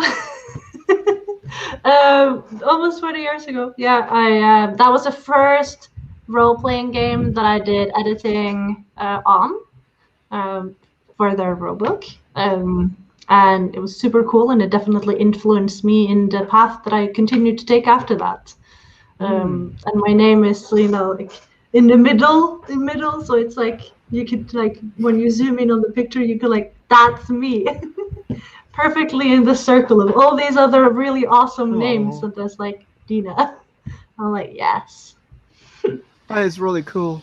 I am curious Mm. about how people think about the whole Kickstarter backer thanks thing that Rob brought up, Mm. because Yeah. like Subterra had like so many pages of that, and like for the L deck, the second edition Wibble Plus Plus Deluxe it was called, and then do you have one to hand? Like, because mine's all the way in the house. Do you have one behind you? Of course. Yay! Second edition, yes. So if you pick up the top of the box and look at the inside with all the names, so there's like all the different names of people, and that's basically, I said, yeah, I'll put everyone's name, and I asked for people to give their names, and yeah, Wibble Plus Plus second fancy gold edition, and that will always be limited to 1,000 copies. I And think this is really cool. I see some also putting it inside here. I just really love that. And also, yeah, like, allowing kind of people to adding a choose how little they're. bit of texture. Yeah. And it's I space that usually wouldn't be used anyway, and you have the space, so why not utilize it? And obviously, when you're printing it in the inside, you normally wouldn't be anything here, so that, you know, for some that actually for manufacturing that costs But that more. is going to add on like an extra Yeah, 10 pence or something, which can be, I don't yeah, know. but and of course on here there's a space that you already have available, and if you're not using it for anything, then obviously this is a great way to do it. And Cinefuel says, honestly, I could take or leave Kickstarter names printed, but I do like the names around a box like that. I'm happy to It's hear. really cool. Yeah, it's like And texture, not overly there's obvious. also what, do you remember Unfair? Yeah. So they had pre-printed mailing boxes where on this mailing box it was everybody's name, and some of them were bold, and it made a little U logo, so it looked like it was saying Unfair, and your name wasn't actually in the manual or anything or on the box, but it was a really nice acknowledgement of these things. And that's a really cool thing, where that's something that normally people are going to throw away, the packaging, and hey, here's a chance to have a really fun box where, especially if your name's on it, you might keep that. I don't know. Yeah, and obviously also with how they were doing it, they were showing it being a part of the community because it was creating the logo, and I think that was a really clever take on it.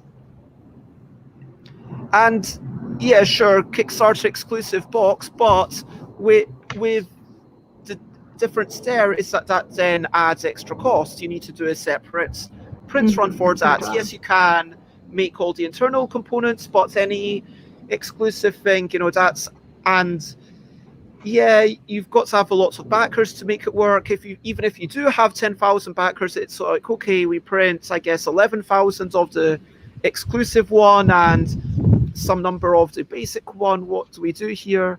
It's of course it's not viable for smaller things, but even for bigger things, it's just. But yeah, I just feel like even what's Unfair did isn't viable for smaller projects. But what I'm saying is this is a really smart idea that didn't add things.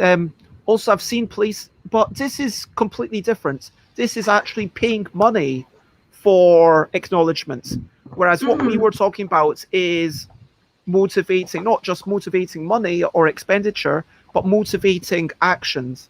And so I mean, do you think it's motivating with the off chance that your name might appear inside the manual? Like, I mean, am I motivated to playtest the game knowing that, okay, like, I'm gonna do that. Okay, if it becomes a thing, someone's gonna thank you for. Yeah, you know what? Yes. There's at least one game I playtested where the person was like, hey, I've just managed to do my 100. I've done 99 playtests. Does anyone want to do anything special for the 100th playtest? And I was like, that sounds like fun. I'm in. And I was and it became just them playtesting it with me on my Discord, and it wasn't like really anything special. It was just us playing through. It was a perfectly fine game, and it's gone on to do like thousands of copies on Kickstarter, which good for them. Nice. Will my name be in there? I wouldn't expect it, purely because this is a micro game, and there's not going to be a lot of space for thanks. So if like this. Yeah. Kind of. Okay. Smaller. Oh wow. Okay, yeah, then maybe not. But on their website, possibly. It fits in with that. That's the point. It's like maybe, like yes, on the website you might have space, and people who've seen my rule books will know that yes, I don't remember every single person's name, but I try to say these are these people who were involved and why, and thank you for these people. Like, I guess this is the kind of public acknowledgement. Yeah, let me actually. It's not quite in. Let's see, there we go. There we go. And yeah, that's just for one of the games. And if you look at the one which is all about the deck itself, then it goes into even more details of, hey, also, there were a whole bunch of people who helped me demonstrate it at convention. And this kind of public acknowledgement, a shout out on Twitter, something like that, it means a lot. Like, Herefordshire Gamers, I'm going to shout them out now because they're doing great work for charity, and whenever they raise money, they say, oh, by the way, thank you for this person and this person, and like maybe 6-7 different publishers for donating us. Yes, exactly, that one. So if you open up that, a lot of. So yeah, that's the extra thanks credits, but also what does on the top left? It's kind of the history of how it was made, but then it has like a lot of stuff with prolix, and it mentions UK games, like kind of a whole bunch of people. But there we go. And by the end of 2015, I had put a lot of energy into the deck and created. and Ian Vincent for selectable. There we go. And yeah, that was a good game from Ian Vincent's quality. But all this paper does again cost, but I think you make a really good point that it's worth having this on your website if you can't do it anywhere. It's worth thanking people. Carlo Kopp is really good at this, saying sometimes when I want to say, hey, this person did really good art for me, I do them a public shout out on Twitter, because at least that way some more people hear about them and that can actually be more valuable. And yeah, it's right. We should finish up now. Yes. We could talk about like trading work done, doing different types of work for other work done, but yeah, and obviously as a freelancer, I think that's a really cool idea. Like, hey, I'll do 4 hours of a thing for you, and you give me 4 hours back. And then someone is saying like, but doesn't that, isn't it different based on how much you would charge for said 4 hours? And that would be like, I'm not so sure. Like 4 hours of my time should equal 4 of your time, because I'm expert in this area, and if that other person is also an expert in their area, I feel like that should be equal footing, even though my rates are way lower than this other person might be, or vice versa. I think it should be equal for equal in amount of the time spent. And I have several freelancers where that is the thing that we do. And other freelancer who are like, yeah, I think that's cool, but right now I don't have anything to give back to you because you don't need my skills, and maybe I'm just passing clients, and that in itself isn't a trade. I'll be like, yeah, okay, so my client has a need, this person can fill it need so they get more work from it, but that in itself, me doing it isn't it's not reward for any, like in that sense, it's not a trade. So they will like also pay me for my time if I'm doing something for them in order to get the clients. So that's, you find a balance, but I definitely think that's an interesting conversation to have. Yeah, well, hopefully this has been a worthwhile chat. Thank you everyone for being here. We've talked about new games arriving, burger joints, which is now called Burger versus Pizza. Let me actually make the box bigger here, because where Altenburger? What? There we go. Joe Huber, Pizza versus Pizza, das Duel. Innovates Taktikspiel für 2 Spieler. Kampf den Aufbau des Erfolgreichen. Sorry, I'm not going to carry on with this. But I can't. Yeah, we talked about that. We talked about burger pizzas. We talked about Baby Yoda versus Dina and decided that Dina is cuter. We talked about statues of limitations, statues coming to life. We talked about others finding value in our stuff. Rob saying it's good to have a mix of intrinsic and extrinsic motivation, but without intrinsic motivation, any perceived lack of extrinsic validation can then be soul destroying. So you are opening up yourself to a possible catastrophe. We talked about having money as a percentage versus a flat rate. We talked about money is good, but we also like other things. For example, working with others, the intellectual stimulation of a creative project, self-expression. We talked about motivating others, show that their work has purpose, share the results and the impact, which I could get better at doing. And of course, give appraisals, and appraisals aren't just this is what you're doing wrong, but reminding them this is what you've done really well. And then we wrapped up talking about, yes, it is, like there is definitely a really difficult conversation to have about volunteers. We haven't explored that fully, but If you want to check me out, of course, I'm stuffwithbez.com, stuffwithbez.bigcartel.com, twitter.com/stuffwithbez, instagram.com/stuffwithbez, twitch.tv/stuffwithbez is probably where you're watching. Let me mute you for a second. youtube.com/stuffwithbez is where you can find all the old episodes and go to the Discord and also check out the LDEC Twitter. What do you mean I sound like a native speaker? I'm slightly confused by this comment. But if you want to check out Dina, where do you like to be found, Dina? Everywhere? No.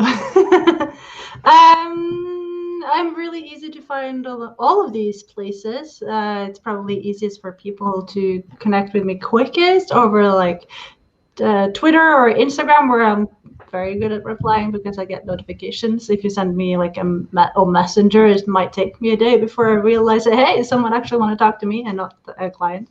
So I'm a little bit slower there, but feel free to reach out. I try to be as available as possible. I have insane working hours, and I'm always around.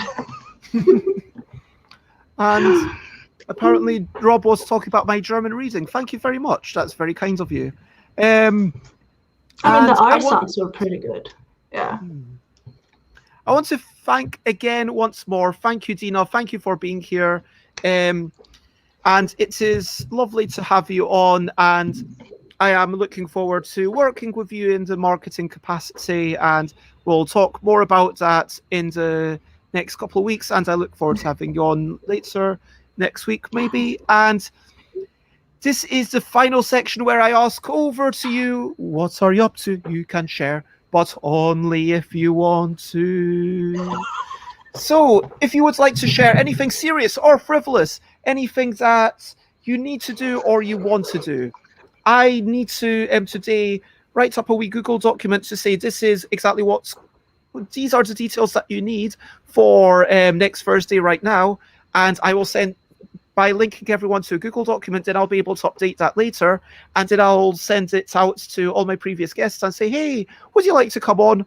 And that includes lovely friends like Gilhova, who've been on my Tip Top Tabletop Tuesday show, and think, hey, would you like to come out? And that's a US friendly time. But that is what I need to do. I am also going to be streaming again in 4 hours. I'll probably be doing a quick game of Root in the absence of, unless anyone wants to play a quick BGA game, which I would be totally down for.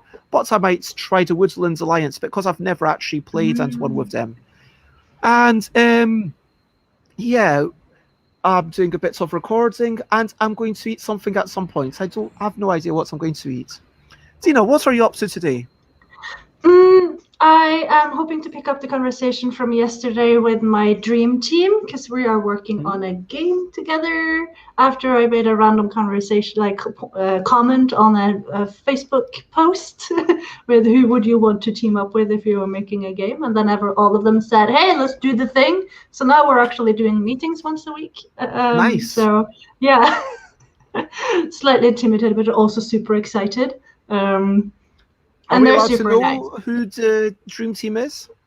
Yeah, so it's Ori Kagan and Amon Anderson from Taco.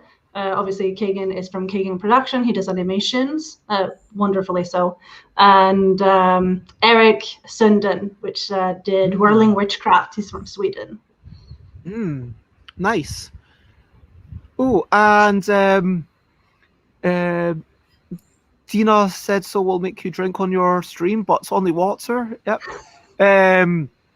Rob is meeting their mentee for the first time this evening. Nice. Awesome, and good on you for being a mentor again. I am also mentoring 2 people. One of them cancelled the appointment, but we're meeting early tomorrow. Cinefuel, do you want to play that at 4 p.m. today? Because if you're up for doing that, then we can play a quick game on 9x9. And I will explain to you. And yeah, also I would be interested to try and work out how the handicap system works, if you can do handicaps on Board Game Arena. But if you would like to do that on my stream, then let me know and we can make it happen. Pardon me. And let me know on my Discord. If not, I'll be on the computer at like 9 EEST, so 7 UK. So if you're around, I can also play Go. I want to Norwegian championship like 10 years ago. Oh, wow, fancy. Do you know But I any have played. good websites for playing that allow you to, because Board Game Arena, it didn't go, it's so integral to the handicap system is so integral to the game, and I couldn't Yeah. quite work out how to make and I couldn't quite work out how to make that work. And Okay. yeah. I like using online Go for all my sessions. I do a lot of correspondence games with people in the board gaming space that I've met. So yeah, hit me up there. Like, that's a great place. It's like online dash Go. I will check that out. And okay, Ogo. And so yeah, let me know in the Discord on to Playful Shenanigans if anyone wants to play anything today at 4 p.m. on stream with me. But Claire Llewellyn, thank you so much for being part of the audience. It was really nice to have you, even though you've not said much. Just knowing that you're out there watching us, thank you so much. Again, thank you, everyone. I am, of course, doing a lot more streaming. If you want to check it out, check out stuffbybows.com/streams. Just to give you the next two things today, I'm playing something I don't know what at 4 p.m. Tomorrow is my last ever Friendly Friday forum, and I have gotten permission from someone to listen to an entire album on stream. So we'll listen to that together. I've listened to it a couple of times before, and we will comment on the nature of an album which is based on board games. Have you heard of this one? It's the Meeples, spelled Meaples, kind of reminiscent of the Beatles. And they've got a 10-track album, which is all about board games. It's really cool. I really enjoyed it. And so, yeah, that's why I want to use it as a background for the stream. And share, spread the word. Of course, next Thursday, 10 a.m. on the 10th of June until 11 a.m. on the 11th of June. We are now reading, unless anyone has any last words to say. Do you know any last words? Is it Numinous Nova or Idol Michael? Who are we reading? I was thinking Idol Michael, because Idol Michael is apparently organizing stuff for IdolCon. Yep, and so that sounds really good. Please feel free to copy paste that. And I do apologize. Now I'm doing the thing of making noisy typing. So that is the end of the show. Thank you so much. Lots of love. And there is only one thing left to say. Do you want to lead us out, Dina? Bye, bye, bye, bye. This is the goodbye song. Bye, bye, bye, bye. Thank you for watching along. Bye, bye, bye, bye, bye. This is the end of the show. Bye, bye. Bye for remunerating along. Bye, bye, bye, bye. This is a goodbye song. Bye, bye, bye, bye. Thank you for watching along. Bye, bye, bye, bye. This is the end of the show. Bye, bye, bye, bye. And now it's time to go.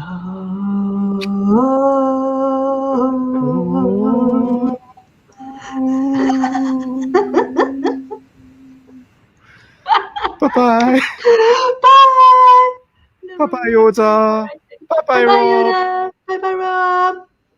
Bye-bye, Xenofuel. Bye-bye, Xenofuel. Bye-bye, Dina. Bye-bye, Ben. Aww. Bye-bye, B. Bye-bye. Bye-bye. Bye-bye, screen time. Bye-bye, camera. Oh, bye-bye. Goodbye, ring light.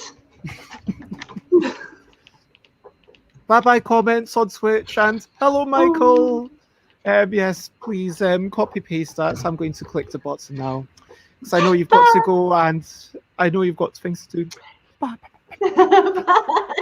Bye. Bye. Bye. Bye. Bye. Bye. Everyone, do the thing that you